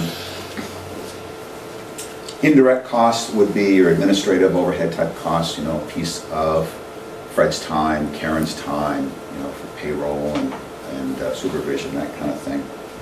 And then any other, I don't think I ever came up with any other uncategorized types of costs. So then the bottom section lays out all the revenues.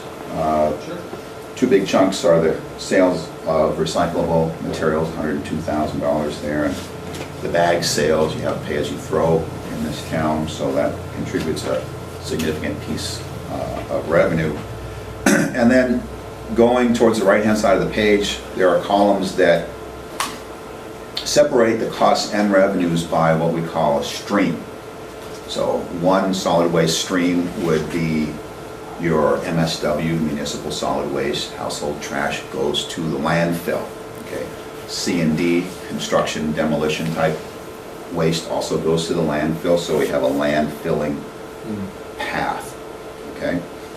The next one to the right, called waste to energy, it was not applicable. The town of Littleton does not do that, but some towns like Conway have an incinerator. They burn the stuff, generates electricity. There's cost to operate that operation. There might be revenue that comes back as well. So the next column is recycling. Cost strictly associated with recycling. Big component of that would be wages, of course, right? So sorting and baling materials in-house. And then the last column, composting, which is sort of like recycling, but considered to be more of a reuse. These paths were defined by the EPA for coming up with a standardized full cost accounting analysis. So the bottom line is, if we look at the bottom of this sheet, that one row at the bottom of the page comes out with the net cost total and per path. Okay.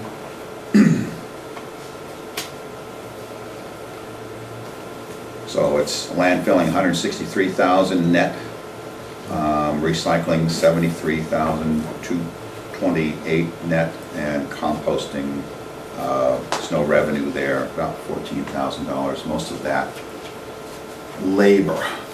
Probably the squishiest of these numbers is the composting, because like most towns that I've encountered in the North Country, you don't weigh the compost that's being generated, so it's sort of an estimate as to how much was there. So the cost in this analysis is based on the quantity, because we say the labor is broken down by percentage. If the town's, if the total quantity of recycling, for instance, is 30% of the total waste stream, then 30% of the labor at the transfer station in this particular case is allocated to recycling, for example. So depending on how much we estimate was composted, it's going to affect how much labor gets attributed to the composting stream. Follow? Okay, so the second sheet takes those same cost breakdowns and then divides those by the tonnage for that stream. So if you look at the third column from the left, there's that landfilling stream, $163,555. There were 927 tons. That's combined MSW and C&D. Okay, keep that in mind. Comes out with a net cost per ton of $176.43 per ton. Tipping fee is in there. You guys probably pay, what, $58 or $60 a ton? Yeah, it's around 16. Okay. And then recycling. The good news is recycling came in at $91 a ton net. lower, so that's less than landfilling, which is not always the case. Yeah, and by a pretty substantial amount. Yeah, that's very good. And the big piece of that is the offsetting revenue, right? Because we're looking at net cost. So the offsetting revenue from your sale of recyclables goes a long way to bringing down that net cost in recycling. So composting, when we look at that, the estimate was 80 tons processed, $14,000 cost gave us $177 a ton, so it doesn't look like a very good deal to make compost. Now, there's a couple things that could, there's a couple potential. How can that be, though? Well, let me tell you, there's a couple factors that are affecting that can throw that number off. One I already mentioned is we don't know how many tons of compost are created. The annual report And says besides, it the number was of 80. tons created is a completely different number than the number of tons that were diverted, right? True, and neither one is weighed. Way different. Neither one is weighed. Correct. You're basically saying though, like you bring in a bunch of branches and leaves and stuff like that, and if you were to weigh it coming in, when it is turned into compost, it's going to weigh different when it's done. Yeah, and I think that based on what numbers you used for the other two things, that it's not really fair to use the end product as, to use the estimate of the end product of composting as the number to divide it by. It really should have been what it weighed to start with, and then this would be a lot lower number. Could be. Oh, it And would be. all I can say is I had to use the numbers that were available. But where there's an estimate, I mean, really, sorry, I'm not trying to just bust your chops, Regan, but where you're making an estimate anyway, I mean, this looks terrible for composting, and this just cannot be true. So if you were going to use just an estimated number, you should use the same number that you used for the other things, which is the amount that came in, not the amount that's the end result. The trouble, Because compost the trouble, Marty, is I don't reduced by- have an estimated number for the amount coming in. Well, you can do the math and extrapolate out to what, I mean, if you know that composting reduces the volume and the weight of material by 78%, you can add, you can do the math the opposite direction and figure out how much it was to start with, because it's really bad to have a number greater than landfilling as the cost for composting. And if it's just a simple matter of not using the wrong number to start with, we really shouldn't use the wrong number to start with. Gotcha. I'm not so sure the number would be all that different. It would be enormously different, I can tell you. I've been composting for years and years and years. The amount of stuff that goes into my bin is a lot more than what I end up with when it's done. A lot Say more. volumetrically, that's certainly true. And by weight also, because... By weight, not necessarily. You get, science says conservation of mass, so Moisture's that given off. mass has to go somewhere. Moisture's given off, so you lose that. A huge, big, soggy, wet, fresh compost pile is a lot heavier than the stuff that I end up with at the end. Yeah, the mice carries in the way too. Okay, so that's just, I don't... Could be. Well, let me just go into a little further, Margie. And the other piece is that this estimate for the cost, right, is also based on that weight ratio. So, if we did some more in-depth conversation with the operators and said, how many actual hours a week do you spend working the compost pile, we might find that the cost piece is much lower than comes out. Tony, you had a question. Well, the thing is that the whole thing is skewed because it doesn't cost them hardly anything to do composting, because they don't. The compost is dropped by the public. And unless it's changed within the last few months, somebody comes, they load it into their truck, and they take it away and they do the composting, which alleviates any labor involved in composting. And there aren't, as far as I know, there isn't any, other than going around picking up out the plastic bags that people beg not to throw in the compost. Yeah.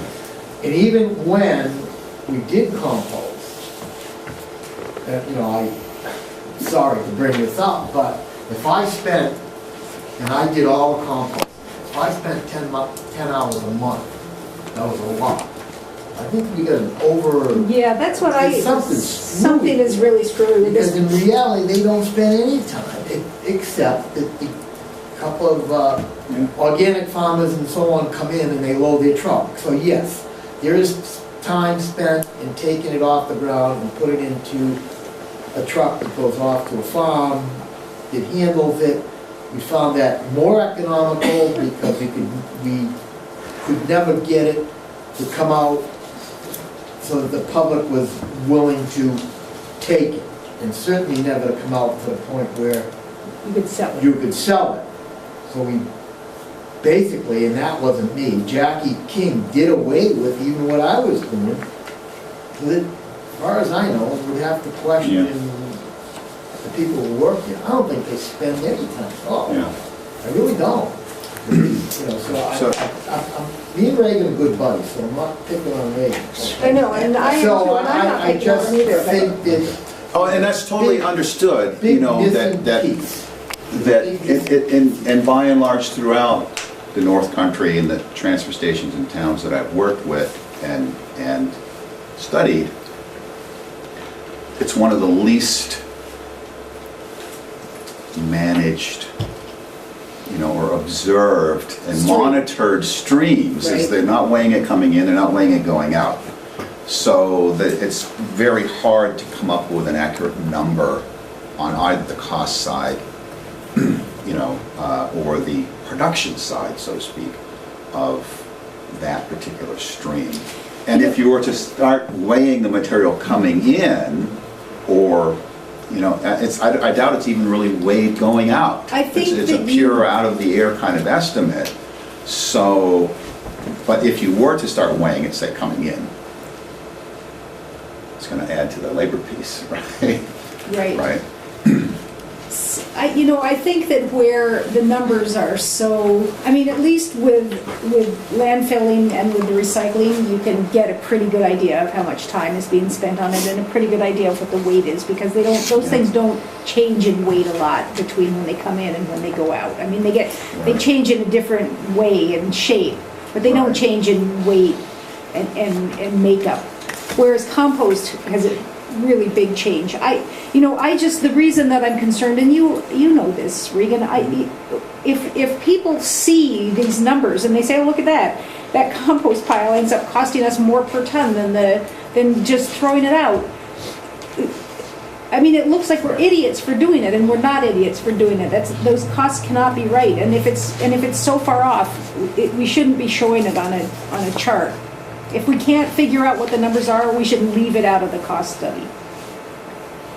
I think. That's my opinion. That might be a fair thing, and I'll state again, like I did at the beginning, that this is it's kind of a draft. First cut of the numbers. You attacked my favorite thing. Sorry. Hey, I'm a fan of composting too, and we had a whole workshop on composting over at the council about a month and a half ago, and got a lot of good input. But yeah, that is something that's worth revisiting, and maybe we say, for all intents and purposes, it's a negligible activity. Yeah, or you can, or you can say, or you can find out what the typical reduction in weight is from fresh compost. I can find that out, but the point is, we don't even have an accurate number for what the end product quantity is. So it doesn't make sense to try to backtrack from that into what an input quantity is. You're right. That's why I say leave it out. But you can't use the finished number anyway. I mean, if you're going to leave compost in, the number that you have to use is what the estimated weight is when it first gets there, not what the estimated weight of the stuff that you get rid of is.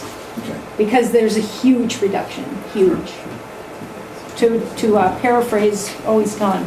No, he's not. To paraphrase Brian Hadlock, huge. Okay,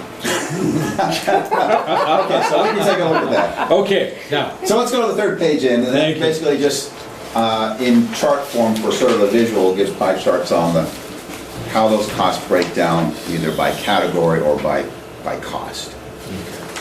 Okay, so it's pretty obvious in the one on the left-hand side that by category, wages and benefits is 50% of the cost, which is probably not a surprise.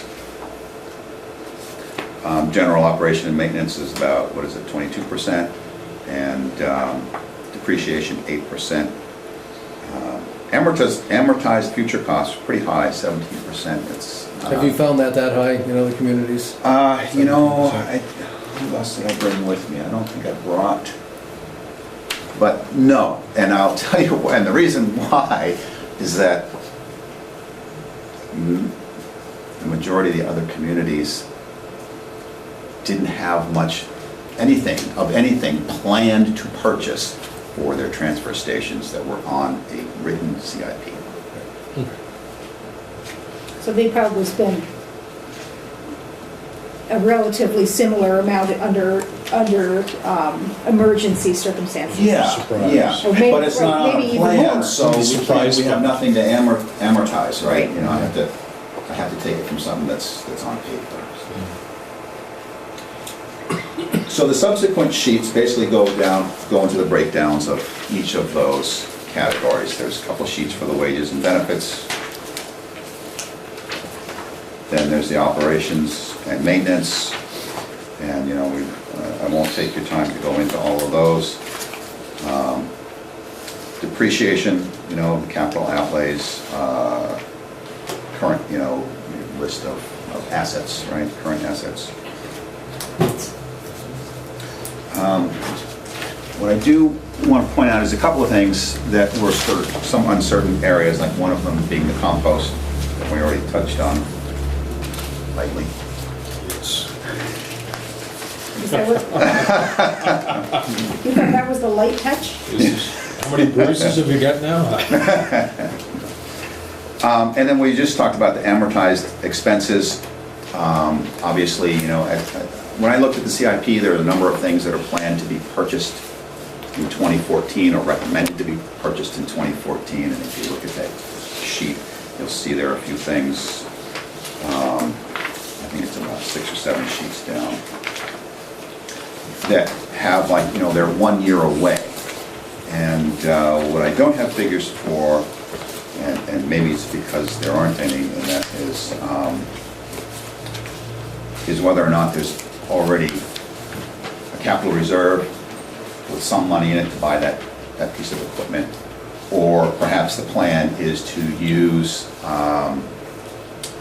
some unreserved fund balance to fund those items, so that doesn't really show up because it's not on a plan. You know what I'm saying?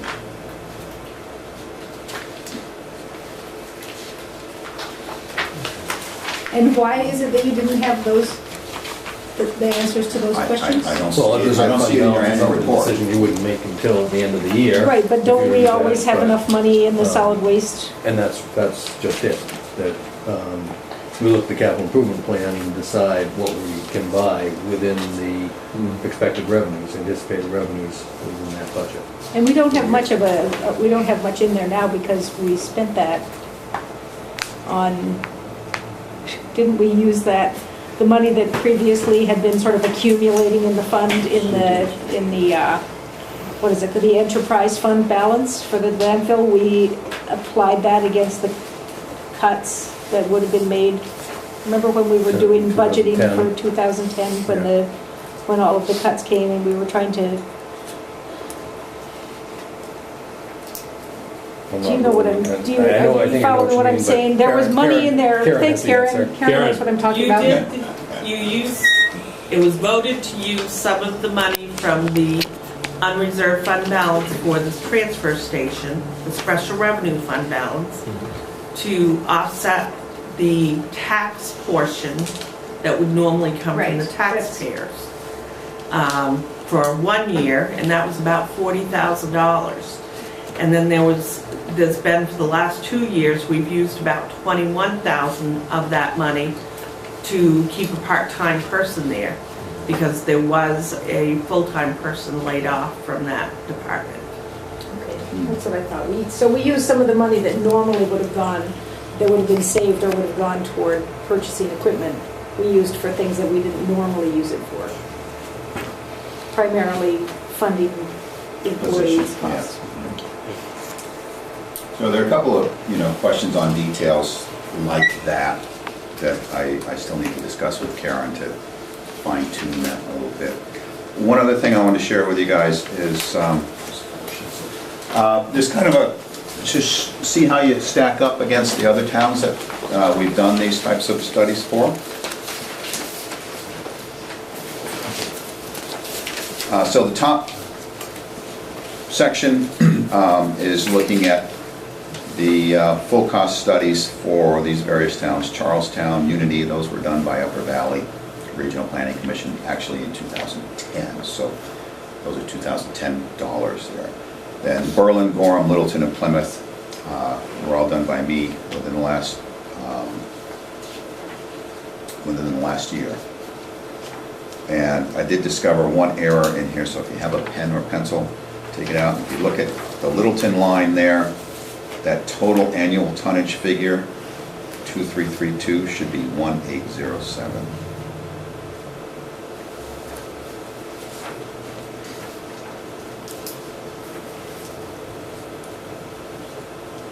So like if you look down the recycling column, which is just to the right of the total annual tonnage, you'll see that the dollars per ton by town varies quite widely. $70 per ton for Charlestown, up to $316 per ton for Berlin. Why is it so high for Berlin? I got curious, wondering why. You know, so that's why I did the little chart at the bottom, kind of comparing features. And Gorham is high too. Gorham is high as well. Curbside pickup.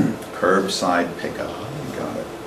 Lots of labor, lots of fuel, lots of equipment maintenance and equipment cost. No pay-as-you-throw? No pay-as-you-throw is another piece, but pay-as-you-throw doesn't affect your recycling cost per ton, right? That affects your landfill.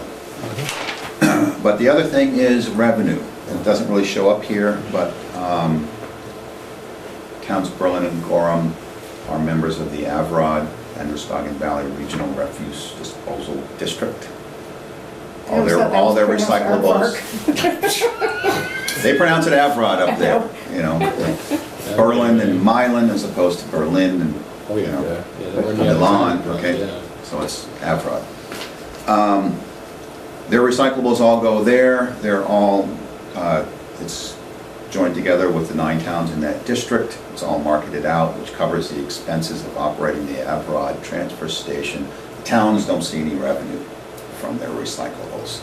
So if Littleton, for example, were in Avrod, that, what was it, 109,000 in recyclable revenue, wouldn't be coming to 102,000 sales of recyclables, wouldn't be coming back to the town. So your cost per ton for recycling would shoot up.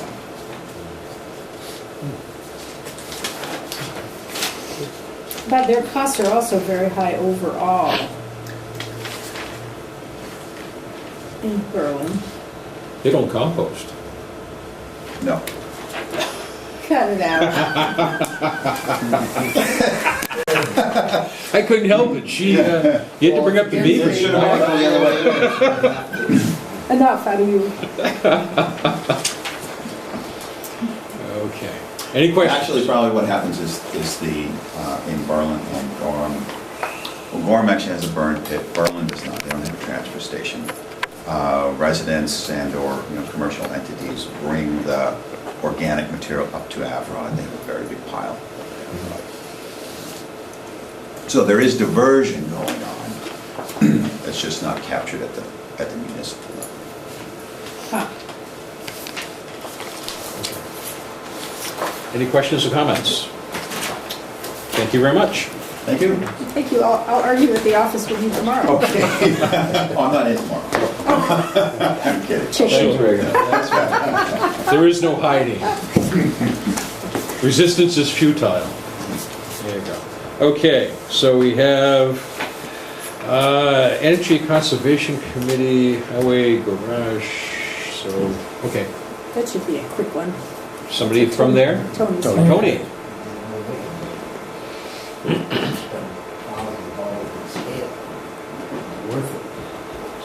I have a brief, uncontroversial. Sure, you're good.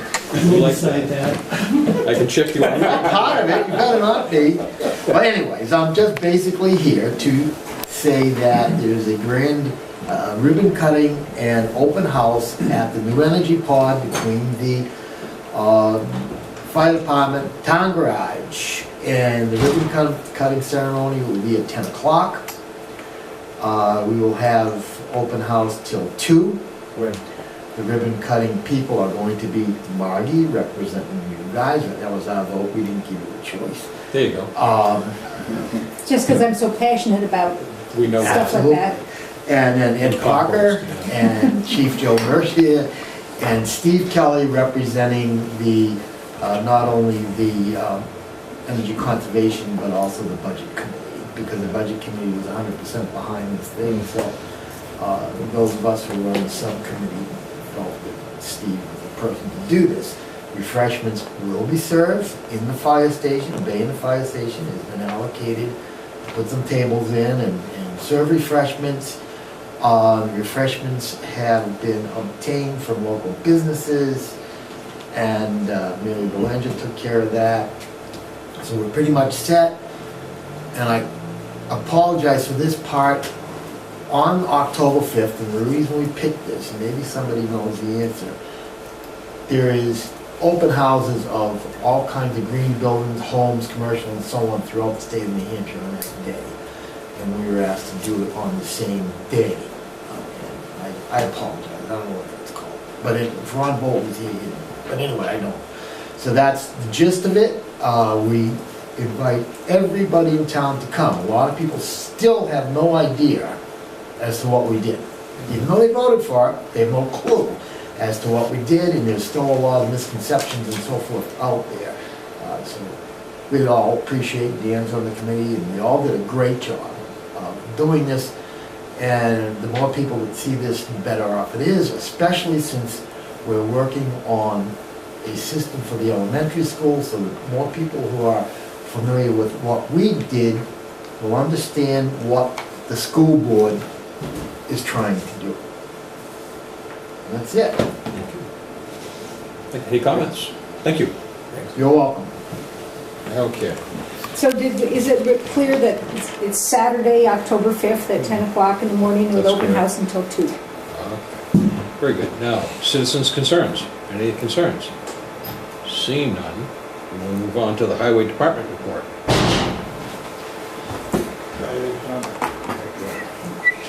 How's that? The shorter and sweeter you keep it, the more we'll like You're it. going to get it about as sweet as I can send it. There you go. This year we had a fairly busy year on the highway department. We paved 2.7 miles of Skinny Ridge. That consisted of grinding the existing asphalt. We hauled in almost 5,500 ton of gravel that we ground on site. The town brought that in. That just improved the road base. And then we paved it, and then we had to go back in and gravel all the shoulders.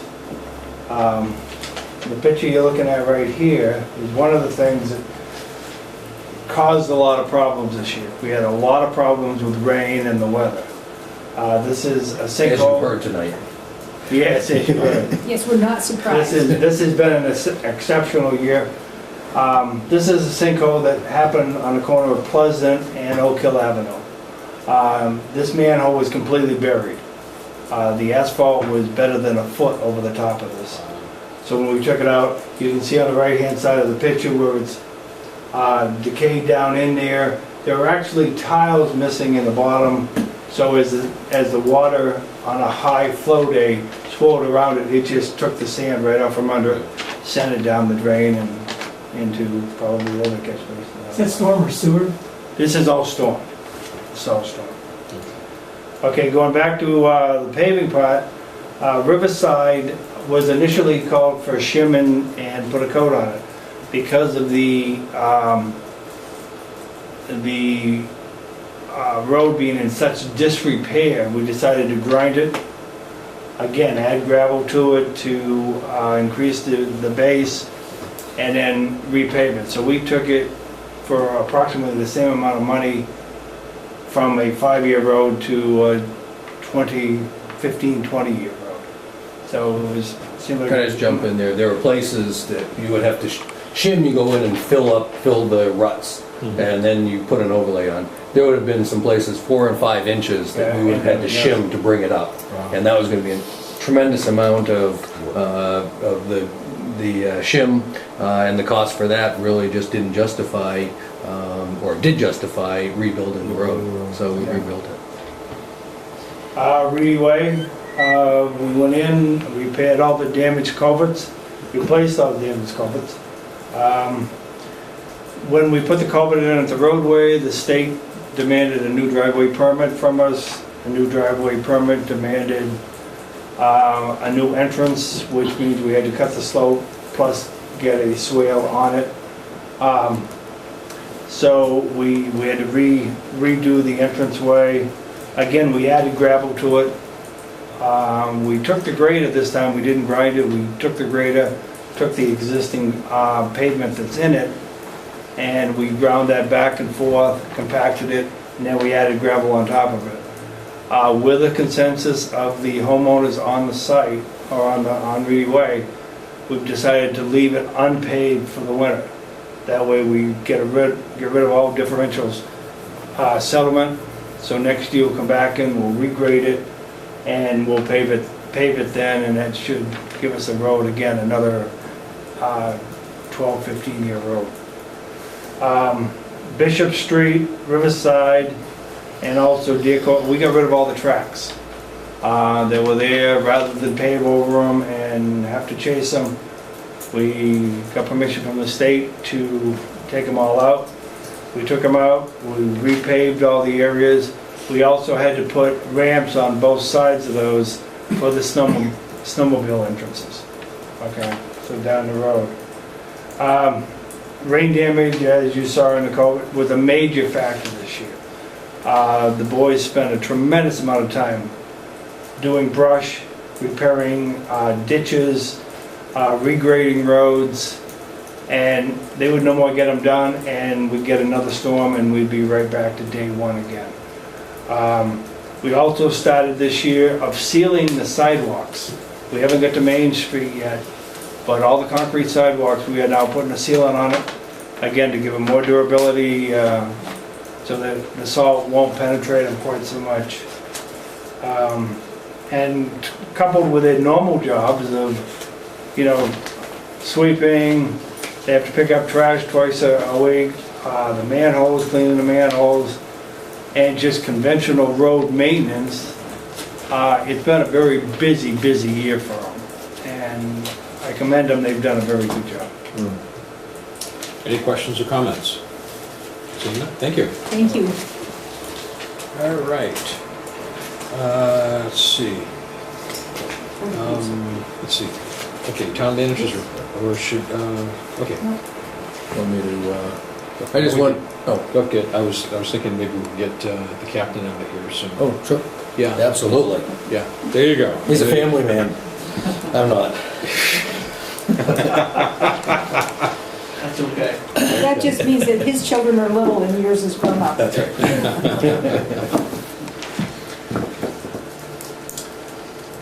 Go for it. Well, I was kind of ill-prepared. This was last minute. You can put this off if you want. To come here, and I was advised the board may have some questions about what is currently going on with Littleton, things of that nature, but other than that. Well, Herald News, I think was the question that had come up.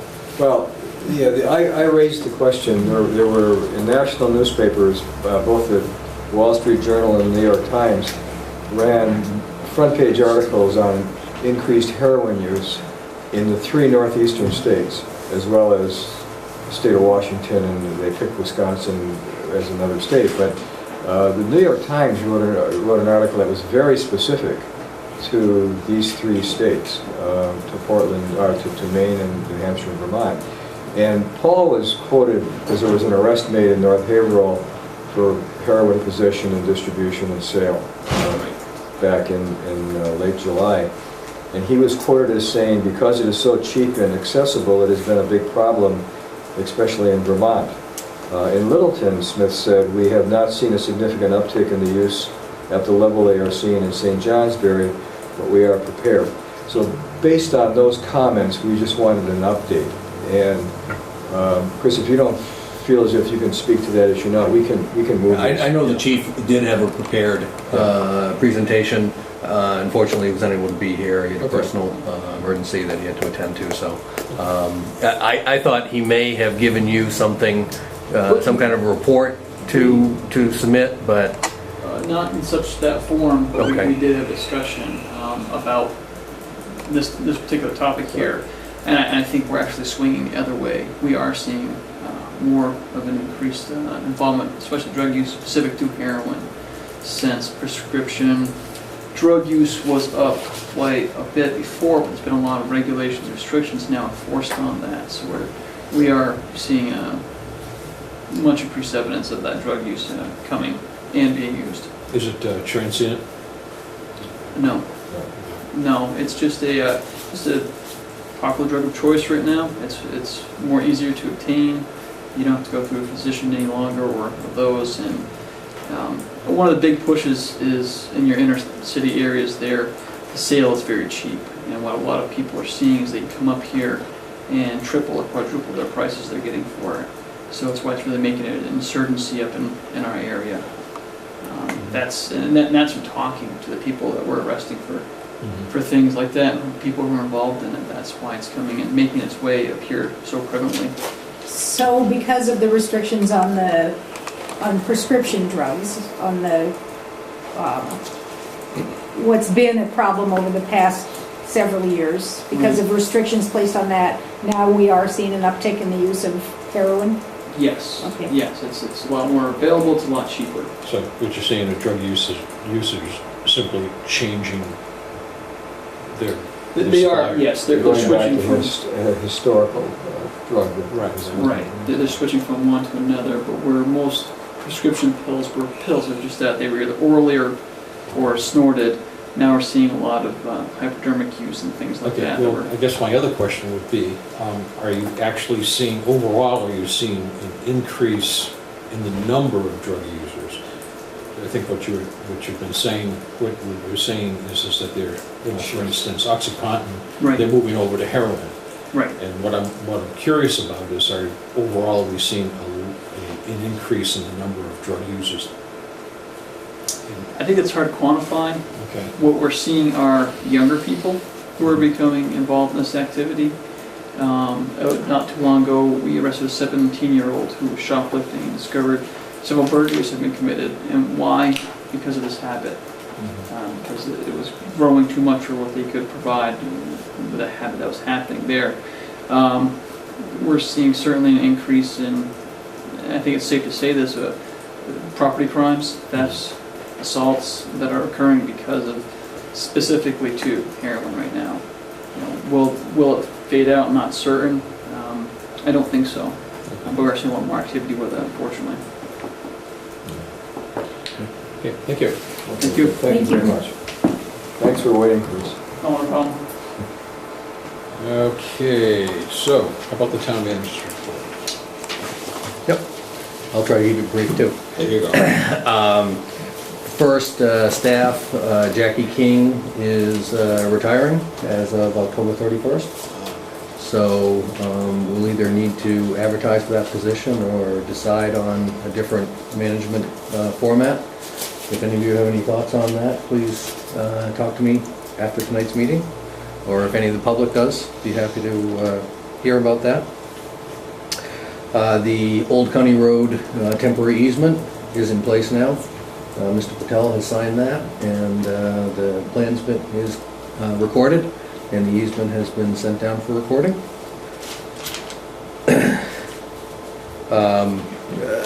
Police Department has their new cruiser on the road, 2014 Ford Interceptor. You may keep your eyes open for that. As you I think I passed it. Yeah, I slowed down instinctively just from the silhouette. I didn't really get into the markings. Did you pass it going the opposite direction or the same direction? The opposite direction. I'm usually pretty good. With the new fire truck tanker grant, they've figured out that where they're going to put it in the station, and I had hoped the chief would be here to briefly talk to that, but what they figured out is it'll be going in this bay, which I think is the next to the last bay, end bay, but even placing it there, there's a small piece of curbing that will impact this turning radius. So we submitted an application to DOT, and we have permission to remove, I believe it's a 40-foot section of curb. How many feet? Well, that says add 40 feet more curbing to island, but that's, I think that's the island, so they may be extending it there and removing this section. I just wanted to tell you that if you see So it's like 10 construction feet. down there, yeah, it's probably. Well, when are they going to fix the front of the fire station? Well, we received the insurance check on that just last week, so that work will be commencing shortly. Why do you have to go to DOT for a city street? It's not a city street. Town, it's not? town, or state road, excuse me. You may also see work out at the public service substation out on Old Partridge Lake Road. That work was approved by the planning board, and that will be beginning to be constructed next week. And that'll go right through December. Because they're getting such a late start, they want to work 10-hour days. So they said they'd notify the residents, and they'll have weekend and nighttime security there. But I think the big news is we did receive word late last week that TransCanada has accepted a tax stabilization agreement extension for another 2 years. Right. So I haven't seen the paperwork on that yet, but that's the word from their attorney through our attorney. That's something we won't have to be discussing at this Thursday's Board of Assessors meeting. We can discuss it, but I think that... We have other stuff to discuss at the Board of Assessors. Okay. Yep. All right. Where are we in the process of getting a new Public Works Director? Still checking references. I was on vacation last week. And, that's great. So I did not make any progress last week on it. And I mean, you don't work on vacation? Advised the applicants Some of us do. that they would have to wait. I sometimes do, but last week was that's great. I right. didn't have to. It's always good if you don't have to. Yeah. I didn't sell the town in your absence. Okay. At least I had a job to come back. I was a little surprised about that. And that completes my report. Well, one question, Fred. I know the fire chief isn't here. The hazard mitigation plan update that it sounded like it was a couple of weeks. Yeah, it was getting close. It hasn't come out yet. I haven't seen it in its final form. Okay. I'll get a report back on you. And anything on the West Main Street retaining wall sidewalk situation? Well, there is something, yes. What we have determined is that Littleton Water and Light can move their guy wire, stay within the existing state right-of-way, which would then enable us to do the work, widen the sidewalk, leaving that utility pole where it is. So it may require us to move the private trees that are on the abutting property, to move those back a little bit, but that's just for during construction. And that's better than the alternative that was originally being recommended. Well, I think, I'm not sure I had an opinion on the alternative. I think it would have been nice to get that utility pole out of the right-of-way, but the abutters weren't willing to give us an easement for that, so we're stuck with this. Good, thank you.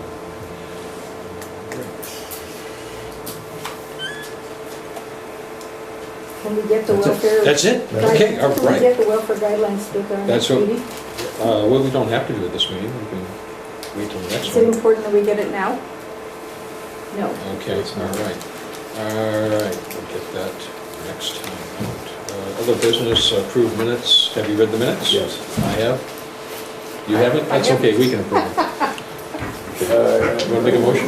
Have a modification. I'll make a motion to approve the minutes of August, is it 19th? 19th, yes. And, do a second. Second. All those in favor say aye. Aye. I have a recommendation. I can't find them now. They're in the middle of the packet. No, I have my own packet, Oh, which creates this problem. it might not be He's in got his your own packet. drum too, by the I'm way. sorry, I got it right. There's a sentence that doesn't end, and it's on the Ron Bolt paragraph. It has to do with the Energy Conservation Committee membership. The third sentence from the bottom of the entire paragraph. Bolt said that there was a gathering planned at the highway garage boiler. This Oh, Mary Edict, this Mary Edict. Mary Edict? That's what it says. In other words, the sentence doesn't end. Okay. So if there's, other than that, we just need to end that sentence. All right. For maybe a period after boiler and nothing. Right. Yeah. Okay. And then this goes away. It's on page 1 in the. Right on the face, on August 19th. Date, which, August 19th, August that's it. 19th. okay, all right. I've got it. Got it? Yeah, we'll just delete this and put a period after boiler. I mean, I think probably